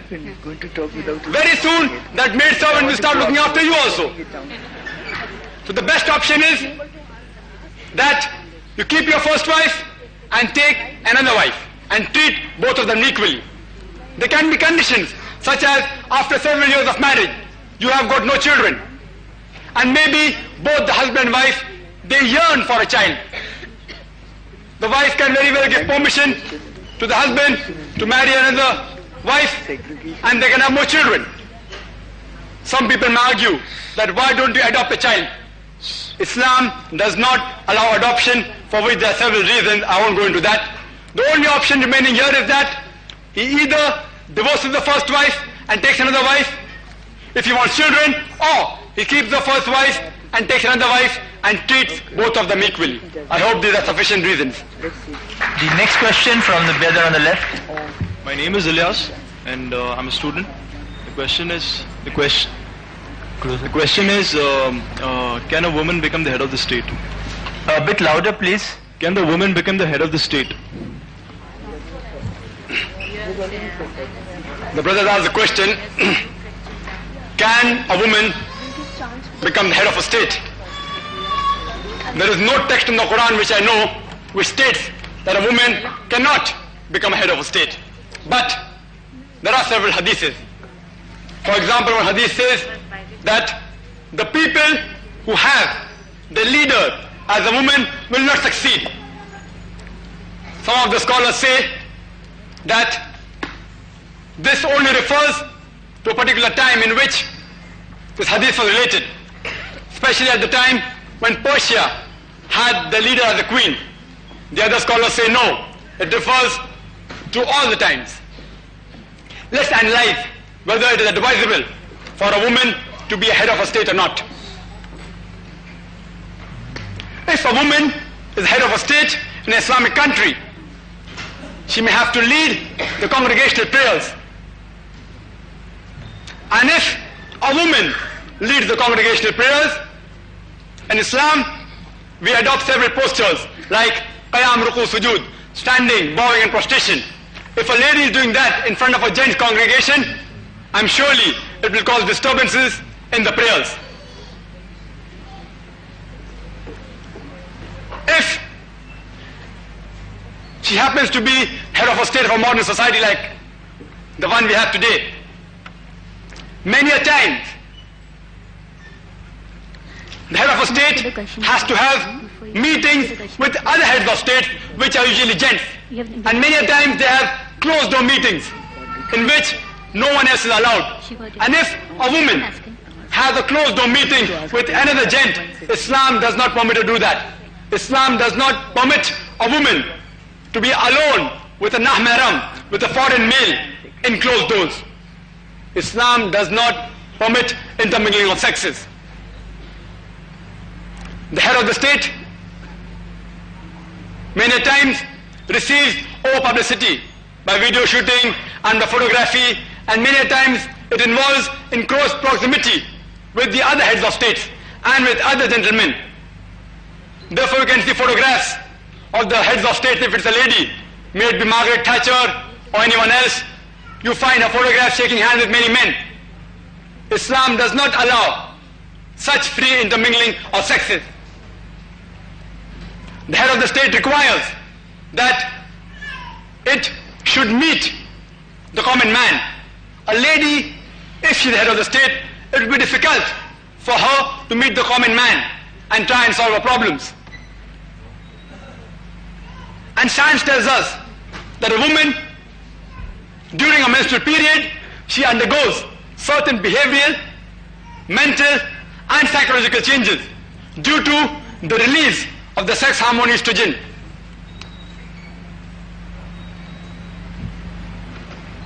And these changes will surely disturb her in making decisions if she's the head of the state. Science also tells us that the women have more verbal and vocal skill as compared to the man. And a man has got more spatial ability. Spatial ability means the ability to imagine things, to imagine the future, to imagine a future project. And spatial ability is very important for the head of the state.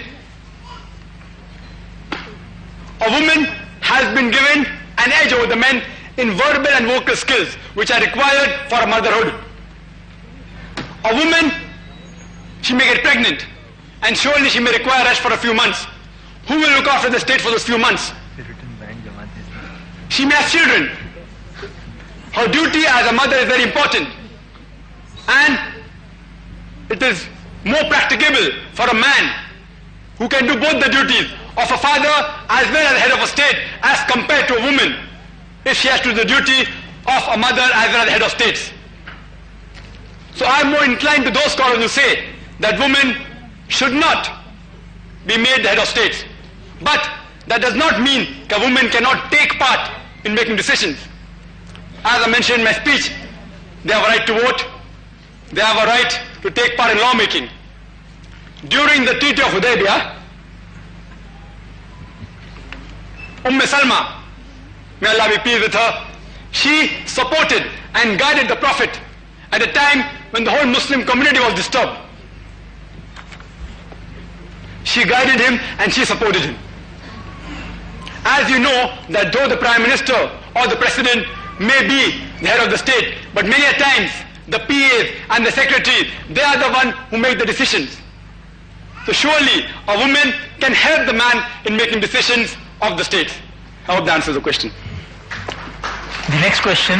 I'm Vimla Dalal, advocate. I would like to ask that Islam preaches women's rights are equal to men. Why women should be in parda, and why there should be a segregation of men and women in this sort of meeting also?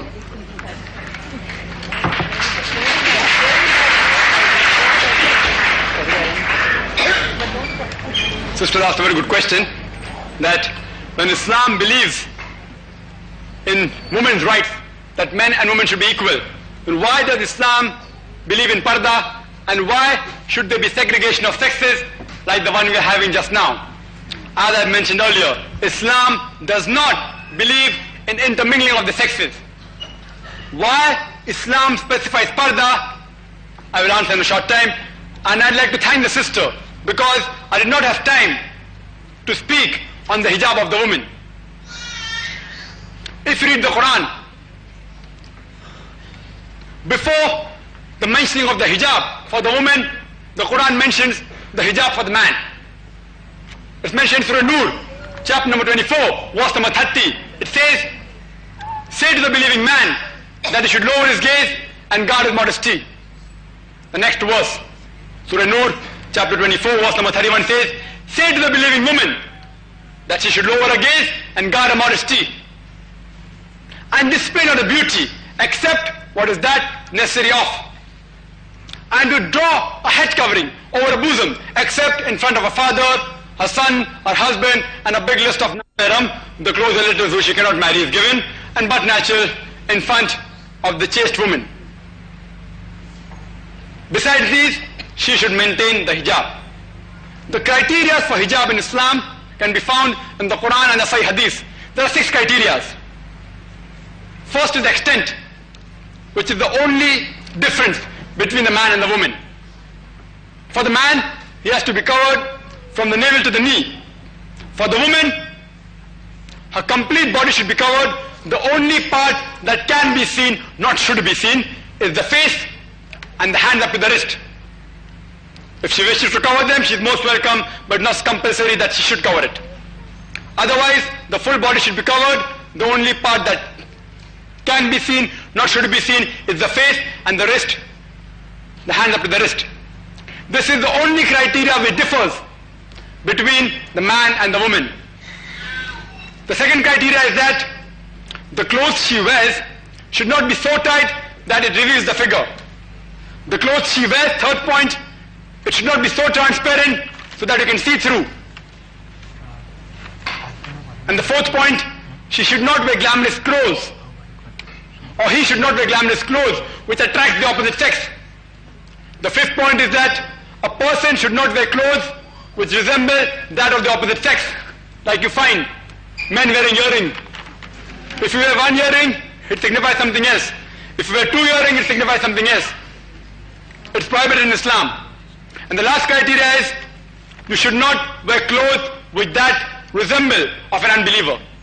These are the 6 basic criteria of hijab in Islam.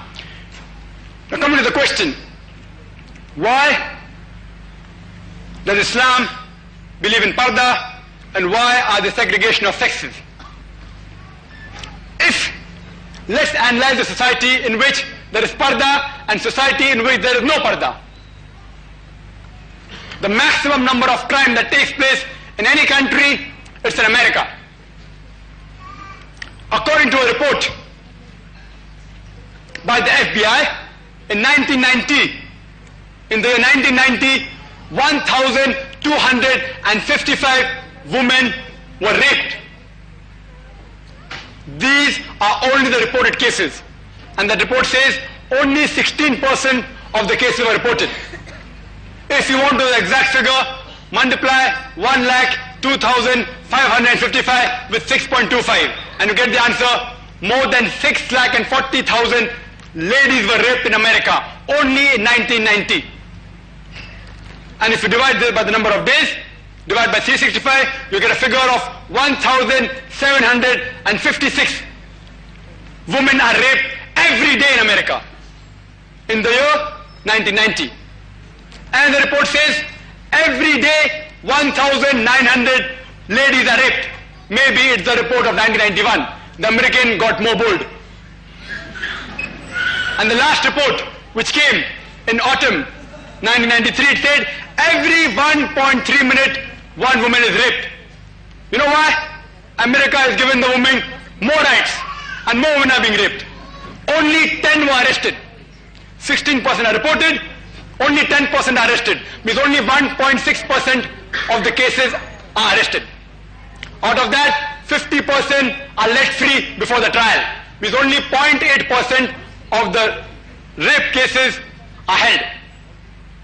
Means if a man rapes 125 ladies, the chances of his being caught is 1. Who would like to try? 125 ladies you rape and you get caught only once. Out of that, 50% time you get a punishment of less than 1 year. Though the USA law tells you that for rape you have got a punishment of life imprisonment, but they say it happened only the first time. He's caught the first time. Let him give him a chance. And a punishment of less than 1 year. Even in India, according to the National Crime Bureau report, which had come in the papers in the 1st of December 1992, it said that every 54 minutes, one case of rape is reported in India. Reported, no? Every 26 minutes, one case of molestation. Every 1 hour 43 minutes, one case of dowry death. If you analyze the total number of cases of rape that are taking in a country, it will be every couple of minutes, one case of rape. I am asking a simple question. If you ask every lady to do hijab, will the rape case in USA remain the same? Will it decrease or will it increase? If you apply the hijab for every lady in India, will the rate of rape decrease? Will it remain the same or will it increase? We should understand Islam as a whole. Even suppose after that, even after a lady does hijab, irrespective of a lady does hijab or not, a man is commanded he should lower his gaze. And if suppose after that, if a man commits rape in Islam, he receives capital punishment. You call it a barbaric law. I have asked this question to several people. Suppose, I have asked this question to many of the gents. Suppose your sister is raped, and if you are made the judge, leave aside what Islam tells you, leave aside what Indian law tells you, leave aside what American law tells you. If you are made the judge, what punishment will you give to the rapist of your sister? And all have said, death sentence. Few went to the extreme of saying, I'll torture him to death. I want to ask you a question. If you apply the Islamic Sharia law in America, will the rape case decrease? Will it remain the same or will it increase? If you apply the Sharia law in India, will the rape case decrease? Will it remain the same or will it increase? So but natural, let's analyze practically. You say you're giving women rights theoretically, but practically you're degrading her to a status of a concubine and a mistress. I'd like to, only on speaking on parda, you can talk for days. Thus, I would like to end my answer. by giving a small example. Suppose two ladies, two twin sisters, who are equally beautiful, if they are walking down the street, and if round the corner there is a hooligan who's waiting for a catch, who's waiting to tease a girl. Both twin sisters are walking, both are equally beautiful. One is in the hijab, Islamic hijab, one is wearing a mini or a skirt. Which girl will that hooligan tease? Which girl will he tease? But naturally the one in the short or the mini.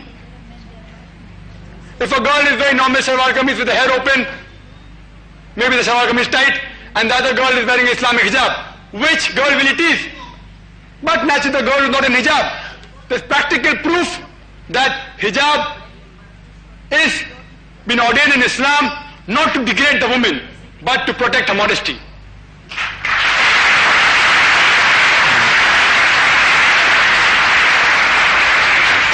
There's an announcement for Aruna Bhurte. Your husband is calling you at the entrance. Mrs. Aruna Bhurte, could you please contact your husband outside the auditorium, please? The next question. Yeah. Assalamu alaikum. My name is Bilal Lala and I am a revert. By profession, I happen to be a lecturer in computers. There's one question which has baffled me over the years, and that question is, why does Islam permit a Muslim man to marry a woman of his choice from Ahl Kitab, maybe Jews or Christians, and the vice versa is not permitted? Are the Muslim ladies not mushriks? Can you clarify? Brother Bilal has asked the question that Quran permits a Muslim man to marry a lady from the Ahl Kitab, but the vice versa is not true, and is correct. It's mentioned in Surah Maida, chapter number 5, verse number 5, that on this day it has been made lawful for you all that is good and pure. The food of the people of the book has been made lawful for you, and your food has been made lawful to them. And also, besides the women who are believers, even the women of the Ahl Kitab who are chaste has been made lawful for you. Islam gives permission for a Muslim man to marry a woman from the Ahl Kitab. Why? Because when a Christian or a Jewish lady, when she marries a Muslim man, after she marries, the family of the husband will not abuse or insult any of the prophets, because in Islam we believe in all the prophets of the Jews and the Christians. What prophets they believe in, we believe in. We both believe in Adam, in Noah, in David, in Musa, in Isa, may peace be upon them all. Because we believe in all of the prophets, the lady, when she enters a Muslim family, she will not be ridiculed. But the vice versa, if a Muslim lady goes to a family of a Christian or a Jew, but natural, they do not believe in Prophet Muhammad, may peace be upon him, and she will be ridiculed. That's why Islam gives permission for a Muslim man to marry a girl from the Ahl Kitab, but the vice versa is not true. Coming to the second part of the question, that aren't these Muslim women mushriks? Brother is referring to an ayat of the Quran Sharif of Surah Baqarah, chapter number 2, verse number 221, which says that do not marry unbelieving women until they believe. Even a slave woman who's a believer is better than an unbelieving woman, even if she allows you. Means, even if the Queen of England, let her be the wealthiest lady, let the lady be the most beautiful in the world, still a jhadu wali, a slave woman who's a believer, is much better than the best lady of the world if she's an unbeliever. And the verse continues, do not marry your daughters to the unbelieving man until he believes. For a slave man who's a believer is better than an unbeliever even if he allows you. Now another verse in the Quran tells you, from Surah Maida, chapter number 5, verse number 72, it says, لَقَدْ كَفَّ الَّذِينَ قَالُوا إِنَّ اللَّهُ ابْنُ مَرْيَمَ that they are blaspheming. They are doing kufr. Those who say Jesus is Christ, the son of Mary. Those who say Allah is Christ, the son of Mary. لَقَدْ كَفَّرَ الَّذِينَ قَالُوا إِنَّ اللَّهُ ابْنُ مَرْيَمَ وَقَالَ الْمَسِيحُ. But said Christ, Ya Bani Israel, O children of Israel, Abdullah, worship Allah, Rabbi wa Rabbukum, who is my Lord and your Lord. إِنَّمَا يُشْرِكْ بِاللَّهِ. And anyone who associates, partners with Allah, فَقَدْ حَرَّمَ اللَّهُ عَلَيْهِ الْجَنَّةِ. Allah will make Jannat haram for him. وَمَا ذَهُ النَّارِ وَمَا لِلظَّالِمِينَ مِنْ أَنصَارٍ. And for him, he shall have no helpers, and fire shall be his dwelling place. From this verse we come to know that all those who say Allah is Christ, those who are saying Jesus Christ, may peace be upon him, is God, they are doing kufr. And one verse of the Quran says you are allowed to marry these kafirs. You will think the Quran is contradicting itself. But as I told you, analyze the Quran as a whole. There's one more verse in the Quran, in Surah Imran, chapter number 3, verse number 110, which says, Kuntum khayra ummatin ukhrijat linnas. Oh, ye are the best of people evolved for mankind. Ta'muruna bil ma'ruf wa tanhauna 'anil munkar.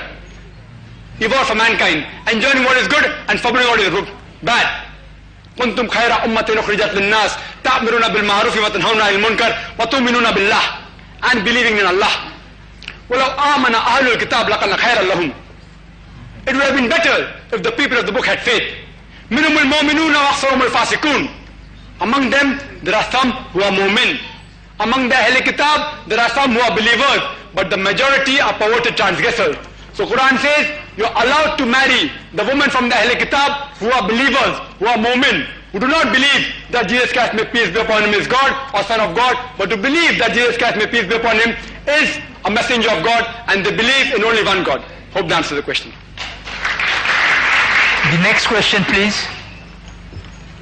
सलाम अलैकुम, मैं आकेला फातरपेकर हूँ, government of Maharashtra में under secretary. मेरा question है कि इस्लाम में औरत को, चाहे वो शादीशुदा हो या गैर शादीशुदा, उसको विल करने का परमिशन नहीं है। ये क्यों है, और अगर है तो इसके डिटेल्स दीजिए। Sister posed the question that why in Islam, whether a woman is married or unmarried, she is not allowed to make a will. It is completely wrong. As I mentioned in my lecture, Islam gave economical rights to women 1300 years before the West. And I said very clearly in my talk that any adult woman who's mature, but naturally if she's not an adult, she cannot practice because she cannot practice her rights because she won't be matured. Any adult woman, irrespective whether she's married or unmarried, has the right to own or dispose any of her property without consultation. If she wants, she can take consultation. If she wants, she need not. She has the right to even make a will. Islam does not prohibit her that. I hope that answers the question. Excuse me, sir. We'll allow questions only from the mic, and in turn, please, we have to keep the decorum and the people who have stood for some time. The next question, please.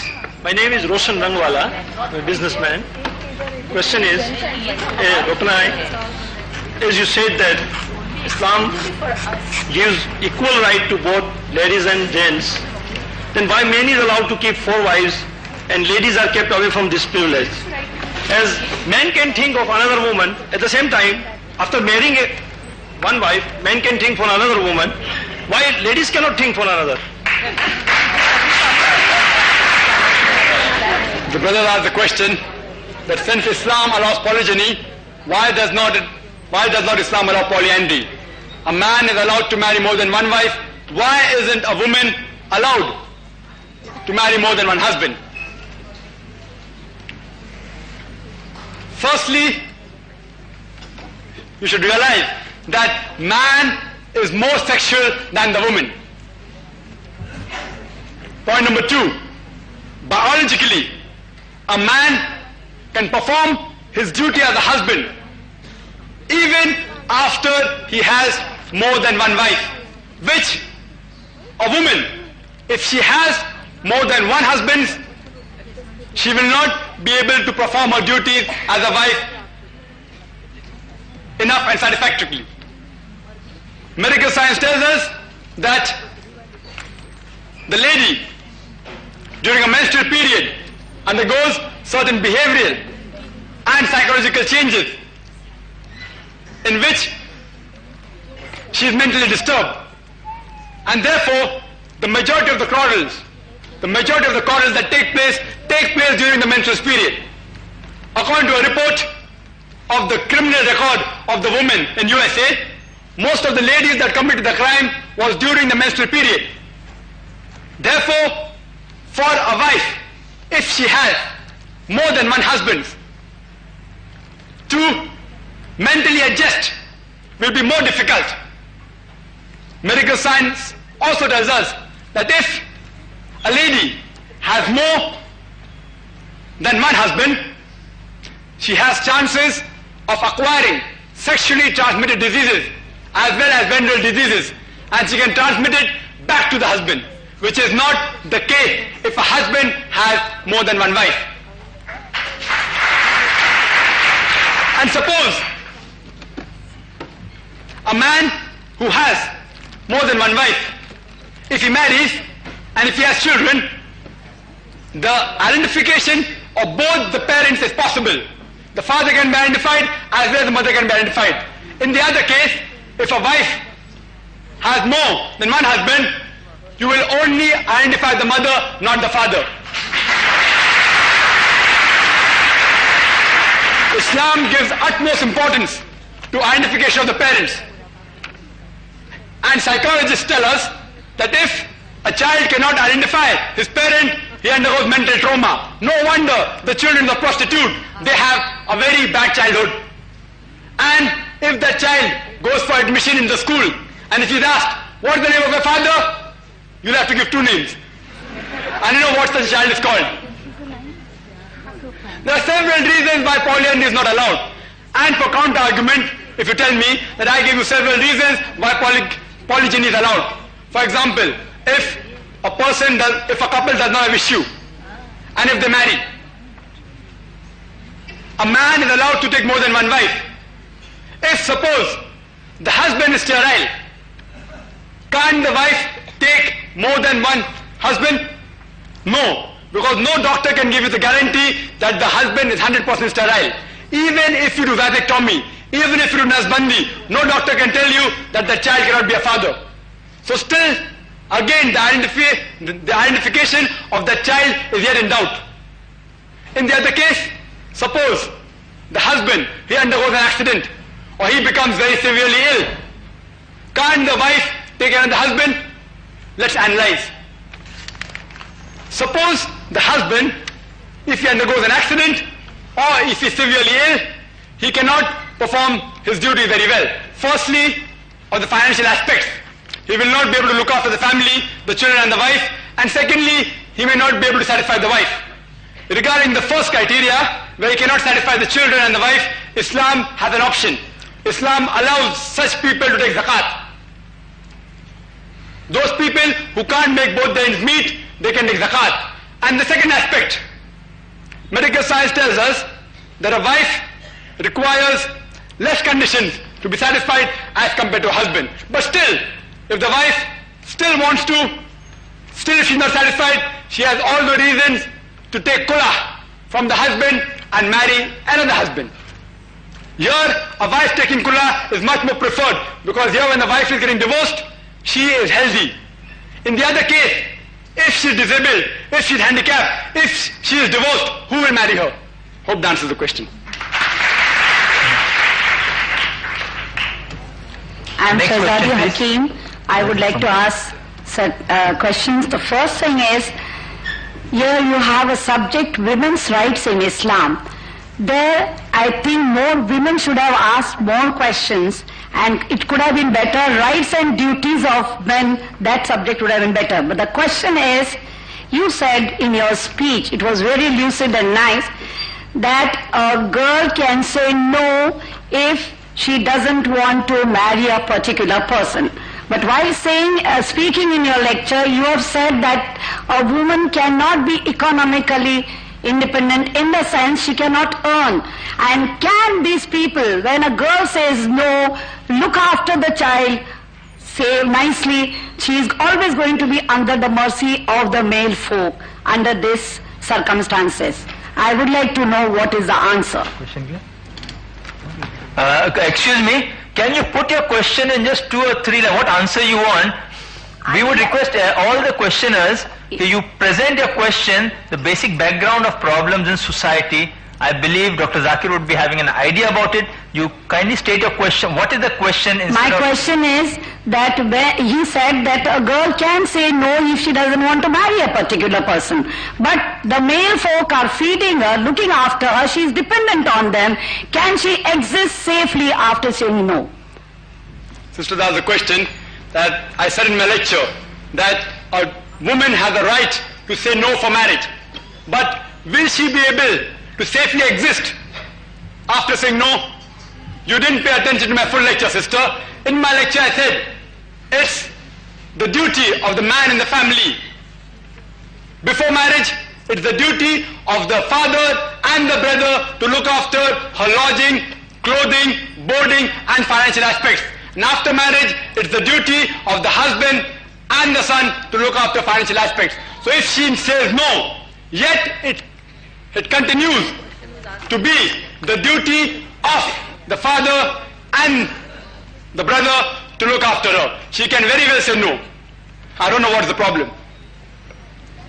The next question, please. I am Prakash Bulte. First of all, I will thank organizers for calling people of all faiths, and so I am asking another question. For all the religions, whether it is Hinduism, Christian or Islam, in books there are many good things. But for years, after thousands of years, the practices of all the religion have been discriminatory towards women, and no religion is an exception to this. So the question is, what is written in the books, whether it is Bible, Quran or Gita or whatever it is, whether that is more important or the practice of the society which is more important? And if practice is more important, then we should give very little importance to what is being written in all such holy books, including Quran, Gita, whatever it is. So on this, I will expect answer where in practice what could be done instead of saying what is being written in this book or that book. Thank you. The brother asked a very good question.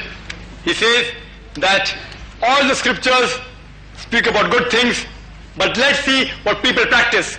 We have to pay more importance to the practice than the theoretical things. And I do agree with him. What we are doing here is that I have said in my lecture that many Muslim societies have deviated away from the Quran and the Sunnah. What we are doing here is we are calling the people to come closer to the Quran and Sunnah.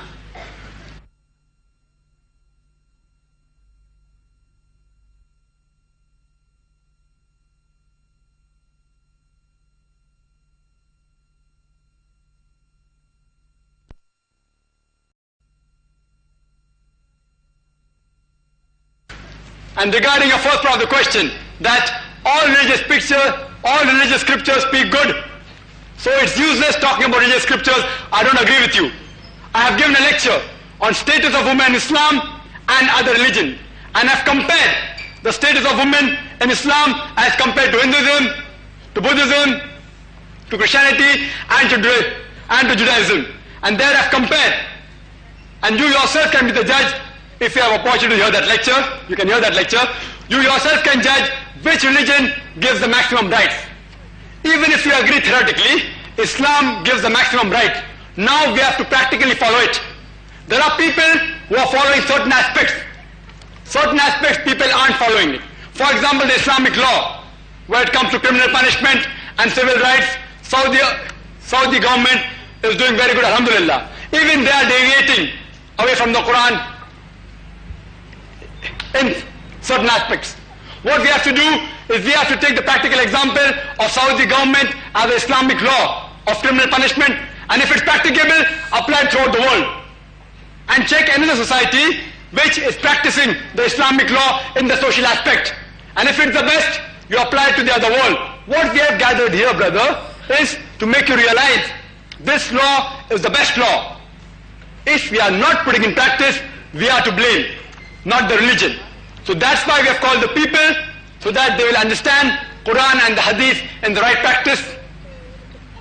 They'll understand Quran and the Hadith in the right way and put it into practice. I hope that answers the question. The next question from the top, please. Assalamu alaikum. I'm Saima Qadri, and my question is that why there are no women prophets in Islam? No women prophets. Sister posed the question, why are there no women prophets in Islam? If by prophets you mean that a person who receives the message and who acts like a leader to the people, then I can say for sure that in Islam we have got no women prophets. And I think it's right, because if a woman has to be a prophet, the Quran clearly states that man is the leader of the family. So if the man is the leader in the family, how can he lead the whole people? How can a woman lead the whole people? Come to the second part. A prophet has to even lead the congregation prayers. And as I said earlier, that there are certain postures like Qiyam, Ruku, Sujood, standing, bowing, and doing the Sujood prostration, which if a woman prophet does, the congregation behind will get disturbed. There are situations like the prophet has to meet with the common man very regularly. If it's a woman prophet, Islam does not allow intermingling of sexes. If the prophet is a lady, and if she gets pregnant, but natural, she will not be able to do her duties for a few months.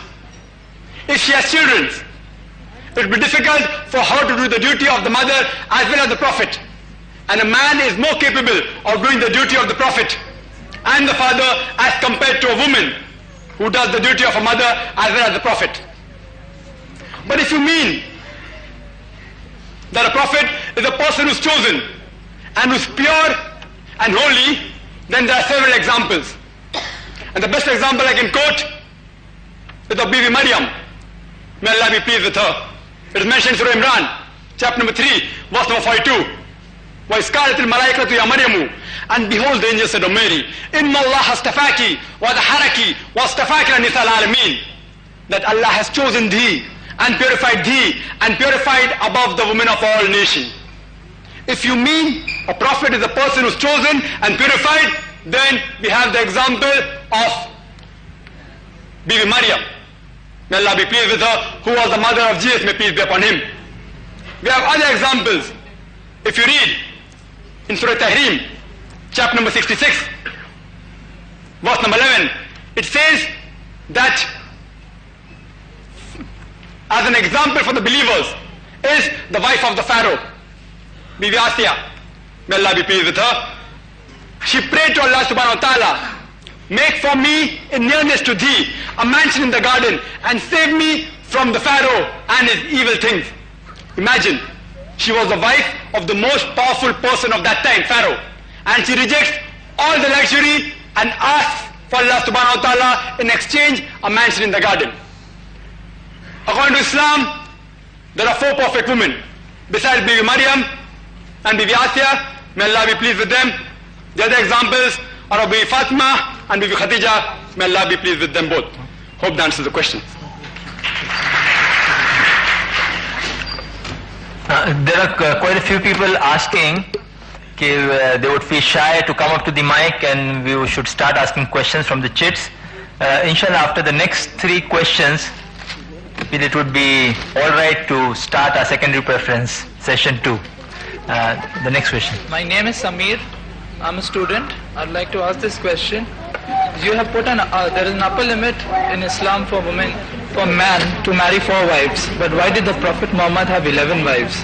And there is an insinuation that he was hypersexual. The brother asked the question that since Islam allows a maximum of 4 wives, how come Prophet Muhammad had 11 wives?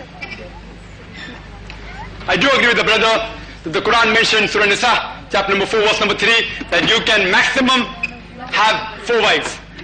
But there's another verse in Surah Azab, chapter number 33, verse number 52, which says that, O Prophet, you cannot marry more women.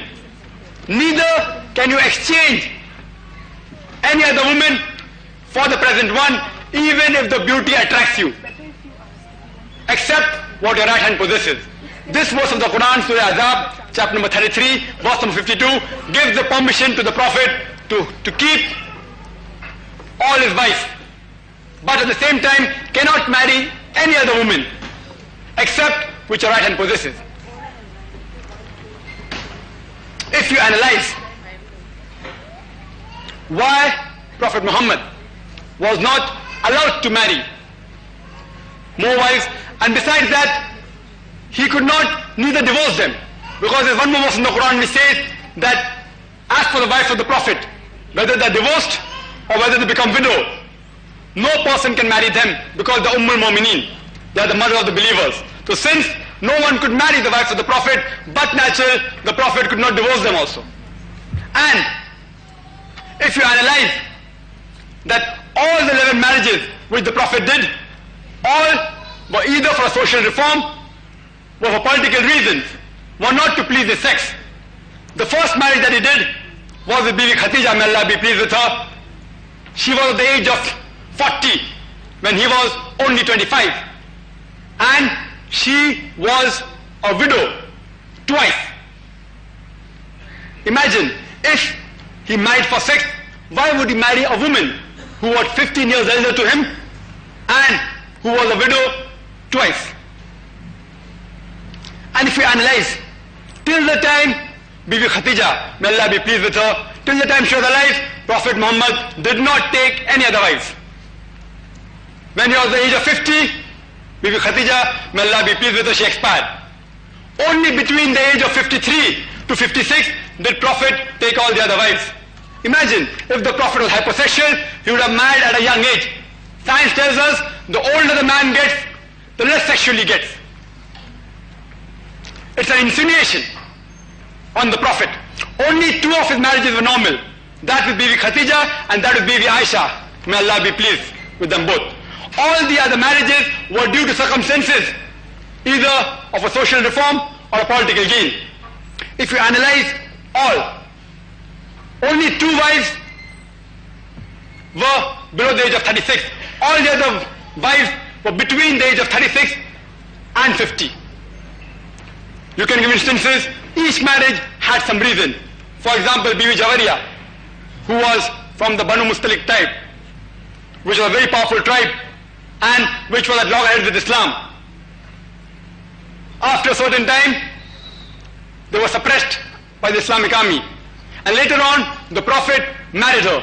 And after he married her, the companion said, how can we keep as captives the relatives of the Prophet? And they freed those people. And after that, both these tribes became friendly. There are examples when he married Bibi Maimunah, may Allah be pleased with her, who was the sister of the wife of the chief of the tribe of Najd, which killed 70 Muslim men of the Islamic deputation. After Muhammad, may peace be upon him, when he married her, they accepted Medina as the leadership and they accepted Prophet as the leader. All the marriages which he did had some political reason or social reform. He married Habiba, who was the daughter of the chief of Mecca, Abu Sufyan. But naturally, this marriage played a great importance in the conquest of Mecca. Other example, like Bibi Safiya, may Allah be pleased with her, she was the daughter of a powerful Jewish leader. After this, the Jewish became very friendly with the Muslims. If you see, all the marriages had some social reform. He married the daughter of Hazrat Umar, Hafsa, may Allah be pleased with her, to get closer relationship between the companions. As a social reform, he married a lady who was divorced, the first cousin Zainab. After she was divorced, he married her. All the marriages have some political reason or social reform. So all his marriages were based to improve the community and to better relationship. It was not for sex. Hope that answers the question. The next question, please. I am Hasina for Awaz-e-Niswa and law students. I am asking you 2 questions, Mr. Zakir Naik. Okay. In what ways is the practice of polygamy determinantal beneficial to women? sister has asked a question, in what way is polygamy beneficial to the woman? Correct? Yes. Yes. And another question, why do you think, why do you think women enter into polygamous marriages? First she asked that why is polygamy beneficial to the woman, is why if a man marries more than one husband, how is it benefiting the woman? It's helping her to keep herself modest. Because if every man married one woman, there will be millions of women in the world who will not find husband. And the only option for them is to become public property. So polygyny is allowed in Islam to protect the modesty of the female, to prevent them from becoming public properties. Hope that answers the question. Next question from the brother on the left. My name is Mohammed Ashraf. My question is adoption allowed in Islam? Brother asked the question, is adoption allowed in Islam? If by adoption you mean that you take a young child, a poor child, and giving lodging, boarding, clothing, bring it to a house, Islam has always stressed in the Quran that you should help the poor people, help the needy people. You can even get a child to your house and give him your fatherly love. What Islam objects to is you cannot legally adopt. You cannot give your name to the child. Legal adoption is prohibited in Islam. Why? Because if a person adopts a child legally, there can be several complications. First is that the child, whether it's a girl or boy, it will lose its identity. Point number 2, if suppose after you adopt a child, you may have your own children, no one can say that you will never have children throughout your life. If you have your own children, you will be biased towards your own child than the adopted child. Point number 3, if the children born to you, if they are opposite sex as that of the adopted child, they cannot freely stay in the same house because they aren't blood sisters and brothers to each other. If the adopted child, after he grows up, if it's a girl, after she grows up, she will have to do hijab with the so-called father because he is not his original father. If the adopted child is a man, if it's a boy and he becomes elderly, becomes a man, and then if he marries, again, there has to be hijab between the daughter-in-law and the so-called father. And there are several other reasons. And besides that, if you adopt a child, you will be depriving many of your relatives of the right. Because after a person dies, whatever property he has is divided according to whatever is mentioned in the Quran. If the person has children, and if he adopts a child, but natural, he will be depriving a share of his own child.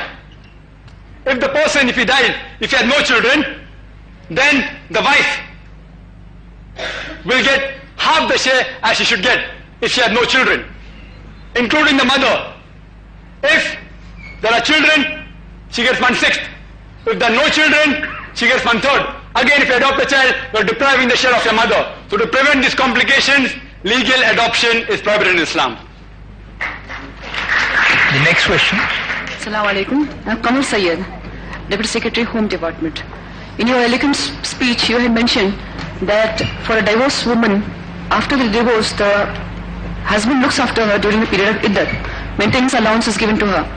But after iddat, I presume that the parents are supposed to look after the girl. In case the parents don't have the provisions to look after the girl, I would ask you, what is the girl supposed to do? Sister asked a very good question. That suppose a lady is divorced, it is the duty of the husband to provide support till the iddah period, which lasts for maybe 3 months or till pregnancy. After that, as I mentioned in my lecture, it is the duty of the husband, the duty of the father or the brother to look after her. If suppose the father and the brother are unable to look after such ladies, it is the duty of the other close relatives to look after her. If the other close relatives not look after her, it's the duty of the ummah, Muslim ummah, that we should set up organizations and have zakat funds with which we can look after such ladies. Even if this does not work, it's the duty of the Islamic State as the last resort to look after such ladies. Hope that answers the question. Now we would start with some questions from the slips which have come. We'll have one question from the slip and one from the speaker, then again one from the slip, one from the speaker, one from the slip, one from the speaker, and so on. Assalamu alaikum. I'm Syed Riyaz Teki. I'm in business. As you said and as I know that in Islam men and women are equal. So why is it that a woman in Islam is not entitled to equal property rights? Thank you. Brother posed the question that I said that in my lecture that economical rights of women and men are equal. So how come she is not entitled to an equal right when it comes to inheritance? And normally people say that the woman gets half the share as compared to that of the male. The answer to this question is given in the Quran, in Surah Nisa, chapter number 4, verse number 11 and 12, which gives the guidelines how the inheritance should be divided. It says Allah has ordained for you as regarding our children's inheritance. For a female, a share, half of that of the male.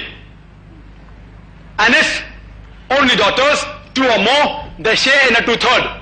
If only one, they get half. And the verse continues.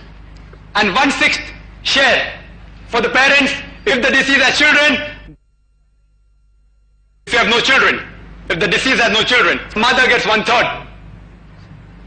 If the deceased has brothers and sisters, mother gets 1/6. And the verse continues, verse number 12 says, as in what your wife leaves, your share is half if there are no children, and your share is 1/4 if there are children. As in what you leave for your wife's share is 1/4 if there are no children, and 1/8 if there are children. In short, most of the time, the female gets half the share of the male counterpart, but not in all cases. For example, for a uterine brother and sister, both get 1/6. If the deceased has got no ascendant or descendant, both get equal share. If the deceased has got no children, both mother and father get equal share of 1/6. And in certain cases, if the person who has died is a lady who has got no children, the husband gets half, the mother gets 1/3, and the father gets 1/6. That means there are cases in which the woman even gets double than that of the male counterpart. That the mother gets double than that of the father. But I agree with you, in most of the cases, the female gets half the share as compared to the man, where it's considered to daughter and a wife. But the answer to this is that since man is held responsible for the financial aspects of the family, and in order not to do injustice to the man, Allah has given a higher share to the man as compared to the woman. Otherwise, we'll have to have a lecture on the rights of men. I'd like to give you an example. Suppose a person dies, and after the property has been distributed, the share of the children remaining is 1.5 lakh. And that person has 2 children, 1 son, 1 daughter. According to the Islamic Sharia, the son gets 1 lakh rupees and the daughter gets 50,000 rupees. But out of the 1 lakh rupees, with the son deceased, he has to spend maybe the majority of it on looking after his family. Maybe 80,000 of 1 lakh he has to spend on looking after the family. But that lady, when she receives 50,000, she does not have to spend a single pie on looking after her family. The next question we'll ask from the chat. We would request you to put brief questions, and I would request our speaker to give brief answers, because we have only about 25 minutes left for the question answer session. This is from Bijay from IIT Powai, Bombay. He asks, Islam does not allow intermingling of sex in workplace. Is this modernizing or outdated? Please explain. Another connected question is, can a woman work as an air hostess since it is a decent and highly paid job? This is from Sujat. Regarding the first question, that Islam does not allow intermingling of sexes. is this modernizing or outdated? If you mean by modernizing that you keep your women for sale, that you can intermingle with them, or you can even take the profession as modeling, then I feel that Islam is outdated. Because women, by the Western media, by the Western culture, they have said that they have given more rights to the women. They are raising the status of women. Actually, they're degrading it. According to statistics, it tells us that 50% of the women in America who go to universities and workplaces are raped. Do you know that? 50%. Why? Because most of the jobs in America involve intermingling of sexes. If you think that a lady should be raped, it's modernizing, then Islam is outdated. If you think not, then Islam is the most modernizing.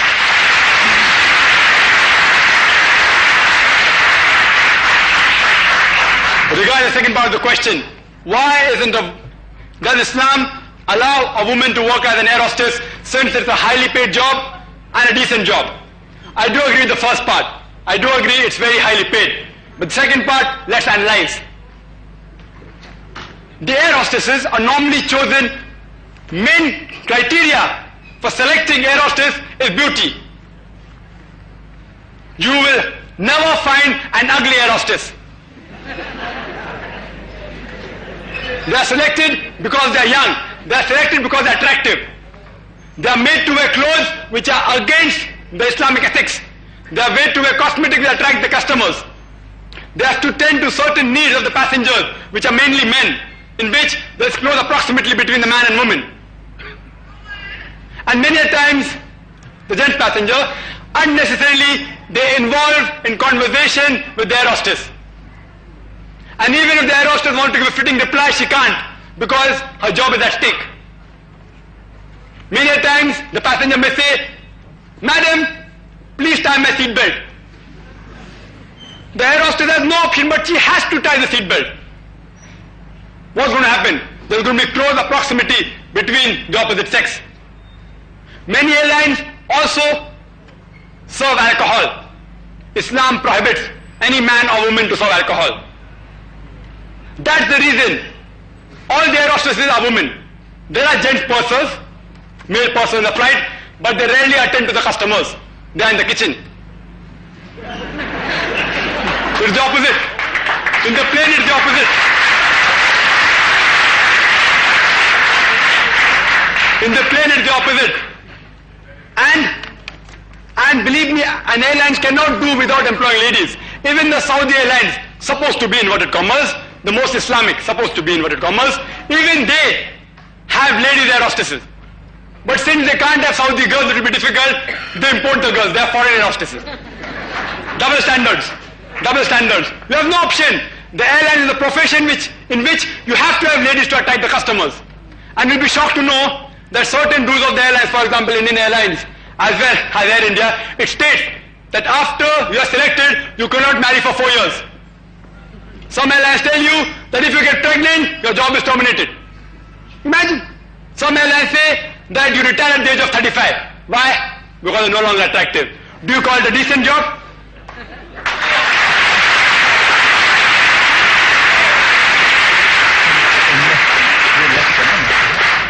The next question, please. In the name of Allah, most gracious, merciful and bountiful, Assalamu alaikum.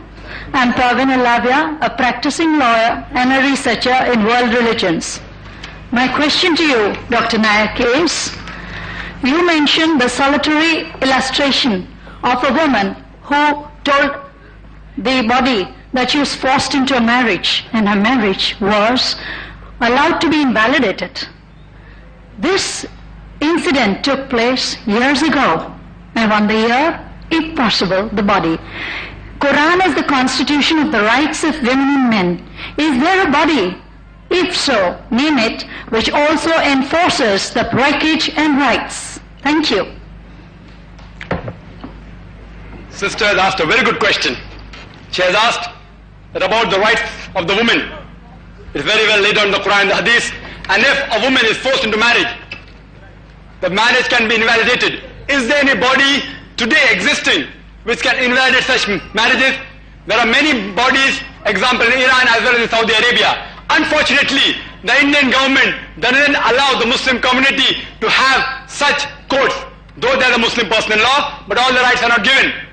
If you request the Indian government to allow us to have such boards out here in India, then inshallah even in India we'll have such body. They have given only certain rights, not all the rights. The next question from the chat: is co-education allowed in Islam? This is from Rashid Sheikh. He's a student. Is co-education allowed in Islam? Brother asked the question, is co-education allowed in Islam? Meaning, can male and female study in the same school, college or universities? First, let's analyze whether male and female can study in the same school. There was a report which came last year in the World This Week, and it gave the survey of the schools, both unisex schools as well as co-ed schools in the UK. And the survey said that the overall result of a unisex schools was much better than a co-ed school. When interviews were taken of the teachers, they said the student in unisex schools concentrated more than the co-ed schools. When interviews of the students were taken, they preferred studying in co-ed schools than unisex schools. And you know the reason very well why. And that survey continued. It said that people in co-ed schools spend more time in becoming popular with the opposite sex. And besides lack of concentration, they gave very smart answer to the teachers. And they spend more time in dating than in gaining education in school. And the last point of that survey was the UK government was thinking of setting up more unisex schools in the country. According to the American report, it said that girls in school spend more time in picking up illicit sex techniques from their classmates than acquiring knowledge from the teachers. In India, the same thing is happening to a greater or lesser extent. Let's analyze the males and females together in the colleges and universities. All the points I mentioned for schools, they are magnified when it comes to college and universities. According to a report of Newsweek, which was published on 17th of March 1980, on page number 50, it said that the sexual assault of the women in the universities was given, and it said, I won't repeat the full history of that report because time is short, but the main point is that lecturers and professors, they forced the ladies into sexual harassment in exchange for a better grade. Same thing is happening in India, in Bombay. And after they're sexually harassed, but natural, the concentration to education goes low. You had incidents last year which made the headline of the paper, I forgot the name of the college, in which a girl student was raped in the broad daylight by 4 or 5 students in the college premises. And out, according to a report which came day before yesterday in the Times of India on the 26th of August, it repeated the report of New York Times. It said that 25% of the ladies that go to schools and universities in America are raped. My basic question is, do you want to send your child to a school to get educated, or do you want to send your child to the school to pick up illicit techniques or be sexually harassed? If it's the first, I would advise you to put them in unisex schools, and there are several of them in the city. Hope that answers the question. I have an announcement to make. I would just like to inform you regarding this session. We have outside available for sale videotapes of Dr. Zakir Naik, which are available for sale at a discounted price of ₹150 each. The topics covered are this cassette of the Bombay Union of Journalists debate on is religious fundamentalism a stumbling block in the freedom of expression, when he spoke along with Dr. Vyas and Father Pereira, a Jesuit expert. Then we have religion in the right perspective, given at a place in Nariman Point. We have Islam, the universal religion, at Mani Bhavan, organized by the Bombay Sarvodaya Mandal, and Al-Quran, should it be read with meaning, lecture given at the SNDT University Hall, Juhu. These are available for sale outside. We also have the Holy Quran, which is available on a hadiyah, a nominal hadiyah of rupees 150 each. This is the English Quran with the text and English translation by Abdullah Yusuf Ali along with its commentary. We know that we have quite a lot of questions coming up, there's a lot of interest, enthusiasms, but at the same time I have to be pragmatic. We have our time limitations. We have with us next 10 to 15 minutes in which we have to complete this session. I would request we'll allow one question from this end, the next on the top, third year, and I think because it's a women rights session, we'll end with the lady on the top. In between, it will be interspersed with brief questions from the chits that I've received. Those who are interested in having further questions, I would like to inform them on this subject or on any subject of Islam and comparative religion. You are most welcome to attend our lectures followed by question and answers, maybe in a smaller setting, on Fridays at 2:45 p.m. for ladies, every Friday that is, and every Saturday at 2:45 p.m. open for all, and on Sundays at 10:45 a.m. open for all. Muslims, non-Muslims, all are welcome, and in a very cordial and open atmosphere you are allowed to criticize, cross-examine and openly discuss Islam and its values without offending the speaker or yourself. If you feel you can better educate that lecturer or the talkers there, we would be happy to be corrected, and we hope in the same spirit you would be able to discuss with a very open mind the problems we face in society and the world in general. And the next question, please.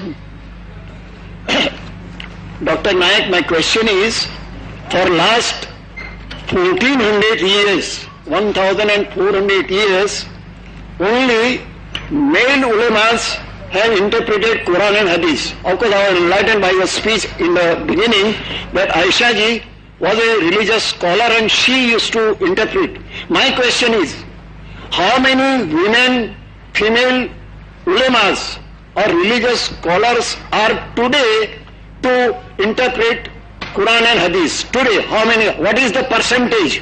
And another thing, I'm finishing.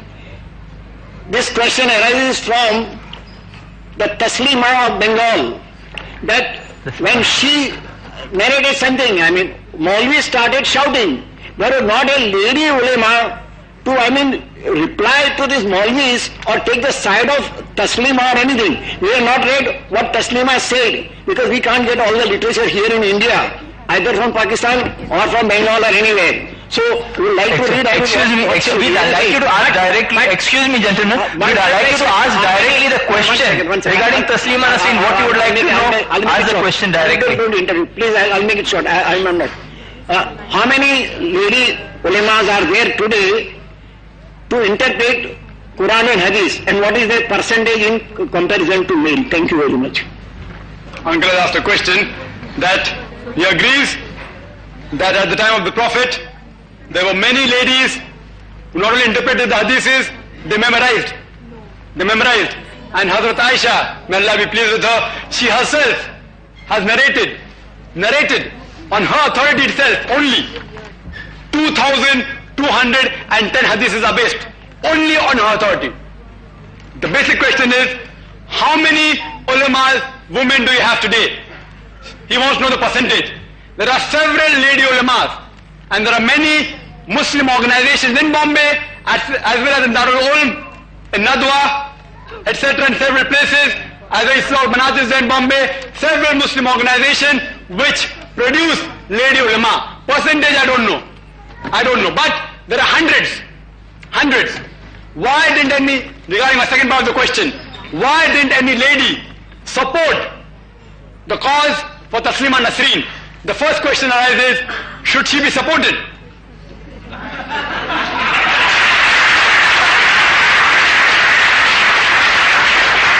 Regarding the answer for the question of Taslima Nasreen, this cassette is available outside in the foyer.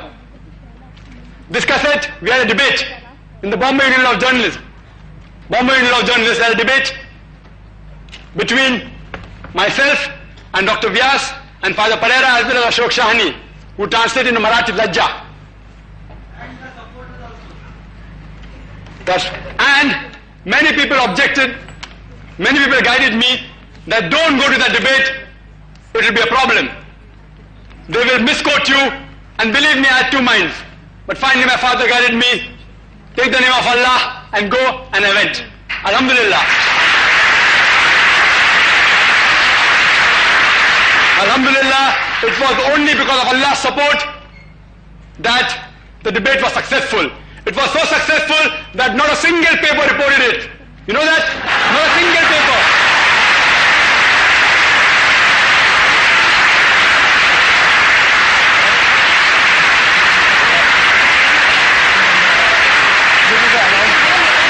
There was the Times of India. There was the Indian Express. There was Mahanagar. Nikhil Wagre himself was there. There was UTI. There were PTI also there. No one reported. Why? Because I did not say what they wanted. If I would have said what they wanted, it would have been headlines.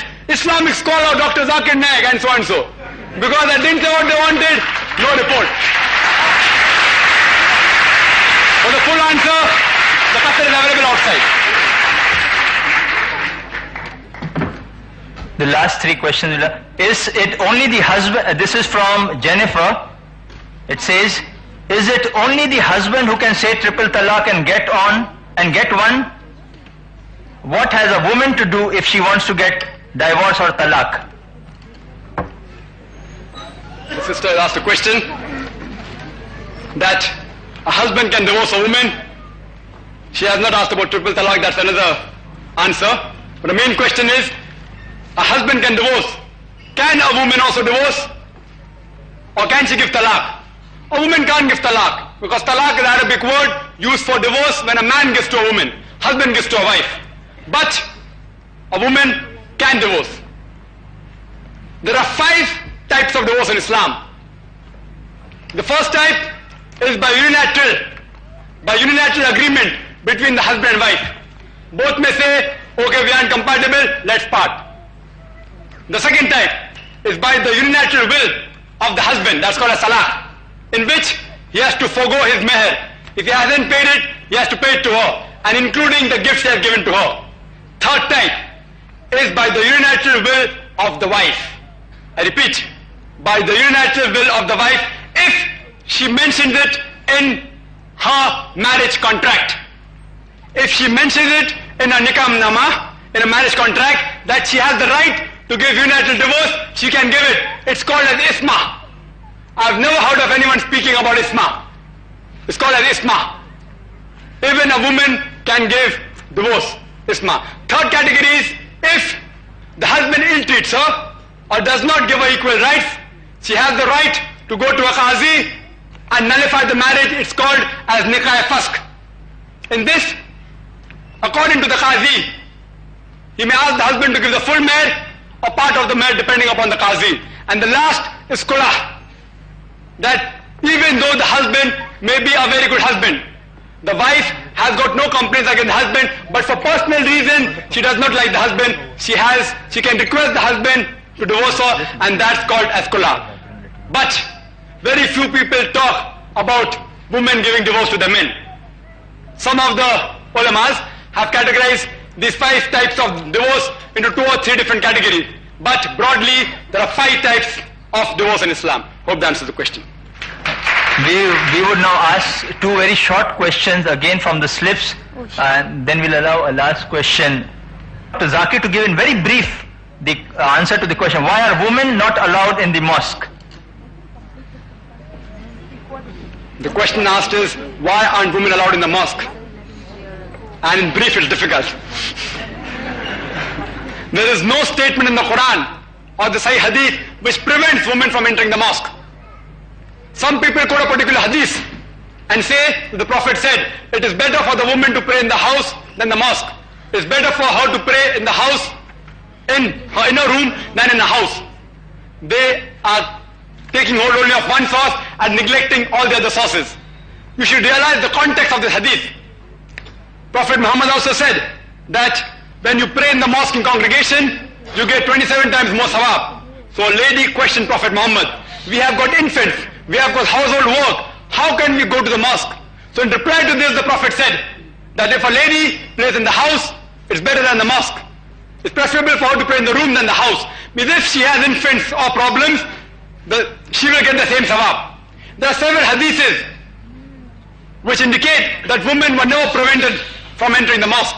The hadith which says that prevent not the servant of Allah who are females from entering the mosque.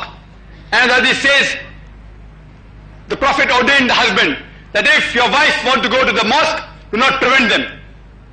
And several hadiths are there, I won't go into the details, but Islam gives permission for a woman to enter the mosque, but there are separate and equal facilities. We don't believe in intermingling of sexes. Why we don't believe, as the question was asked earlier, if we have intermingling of sexes, then as we know what happens in the other religious places, people come more for east-teasing and bird watching than to pray. Therefore, Islam does not believe in intermingling of sexes. There are separate entrances for man and woman, separate places of wudu, ablution for man and woman. Man and woman are made to stand separately. And a woman can't stand in the front, because a woman stands in front, but natural, the man behind will be disturbed. In Islam, when we pray, we stand shoulder to shoulder. And the medical doctors will tell us that the female has 1 degree highest, 1 degree higher temperature. If you have a lady next to you, you will feel warm and soft. Instead of concentrating on Allah subhanahu wa ta'ala, you will concentrate on the lady. That's why in Islam, the woman has to stand behind. You go to Saudi Arabia, women allowed in the mosque. You go to London, women allowed in the mosque. You go to America, women allowed in the mosque. It's only in India that they're prevented, and a few countries close by. You go to the Haram Sharif, in Mecca, in Masjid Nabawi, they are allowed. But alhamdulillah, there are few mosques in India, even in Bombay, which have started allowing women in the mosque. Hope the other mosques will follow. Thank you. The next question. Excuse me, I would like to ask this question, please. This question comes from a student of College of Social Work. This meeting is on women's rights in Islam. But I believe that most of the questions have satisfied our male audience. As far as practicality is involved, that is an infinite series of argument will go on if you are going to look at that. If you could put your question, we'll try to satisfy that. This question, you just put your question because we have a very short time. You put your this question goes to Islamic Research Foundation. I want to ask that this meeting is on women's rights in Islam, and why isn't there any single woman sitting on the stage? Why do we have male panel only on the stage? And we believe that this doesn't satisfy our female audience for whom the meeting is organized. The sister posed the question that why aren't women sitting on the stage in this function? Because there's no woman speaker today, sister. We have programs in IF on Fridays. We have programs in organization on Friday where the lady speakers, and there the ladies speak. Here, I'm supposed to speak on the topic, and I'm a gent, alhamdulillah, I'm not a female. And the chief guest also, alhamdulillah, Justice M.M. Qazi, and the coordinator, all are men. There are programs in which females speak, and we have female speakers as well as female chief guests. Inshallah, when we have a program next time, we'll invite you for that. The next question is, if talaq, is it necessary for the husband to take permission of the first wife before marrying the second? In brief, please. The question poses, is it necessary for the husband to take the permission of the first wife before marrying? It is not compulsory for the husband to take the permission of the first wife before marrying, because Quran says the only reason, the only condition for a person in which he can take more than one wife is he should be just between his wives. But it is preferable that he takes the permission. And it's his duty to inform his first wife that he's marrying. Because Islam says if you have more than one wife, you have to do justice. And if the permission is given by the first wife, but natural, there will be more cordial relationship between the husband and both the wives. But it is not compulsory, except in one condition. Except in one condition. If the wife mentions in a marriage contract that I do not want you to take any other wife as long as I am there, then then it becomes compulsory for the husband to take the permission of the wife before marrying. Otherwise, in all of the cases, it is not compulsory, it's preferable. The next question in brief, please, in one line. My name is Yawar Hussain.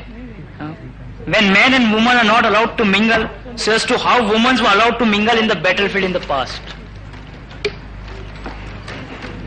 Brother asked the question that Islam does not allow intermingling of sexes. How come they intermingled in the battlefield? If you heard my speech correctly, brother, I said even in the battlefield they were doing hijab. There was a slight concession given. If you read Sahih Bukhari, it said that the feet of the women were seen. Normally even the feet are covered.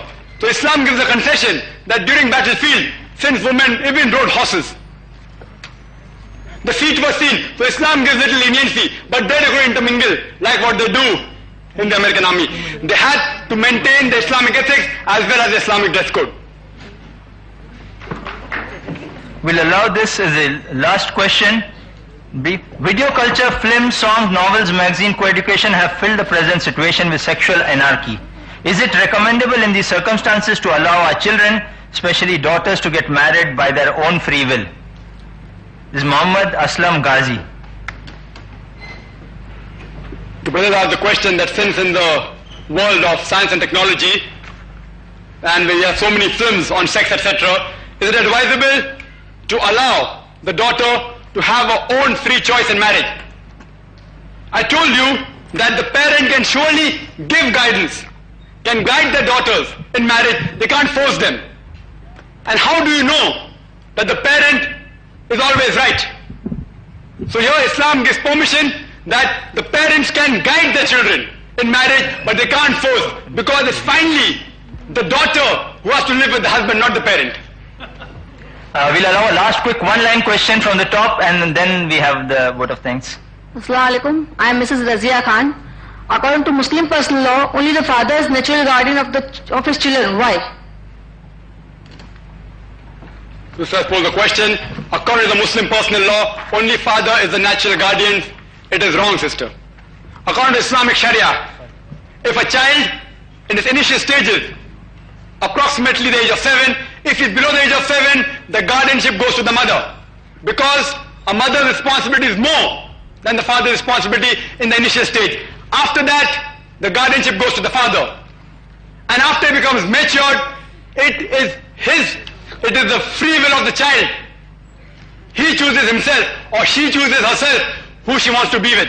But during this course, Islam says that irrespective of the child is with the father or the mother, the child is allowed to meet with both the parents. Hope that answers the question. I would like to thank all of you who gave in so many questions. I've yet so many questions in balance, so many people standing on the side. We're sorry we cannot continue on because of time restrictions of this hall. And we would welcome you to come to the IRF, and we would love to answer these questions in humble demeanor. I would like to say that we would have loved to answer all your questions throughout the day. There are time limitations to this hall. I thank you all. I especially thank Justice Qazi, an eminent jurist, to be present here to speak to and support our women rights program. I thank the hall management, the video team present here, and all of you present who have made this program so lively with your enthusiasm and interest. Thank you. Assalamu alaikum. Jazakallah khair.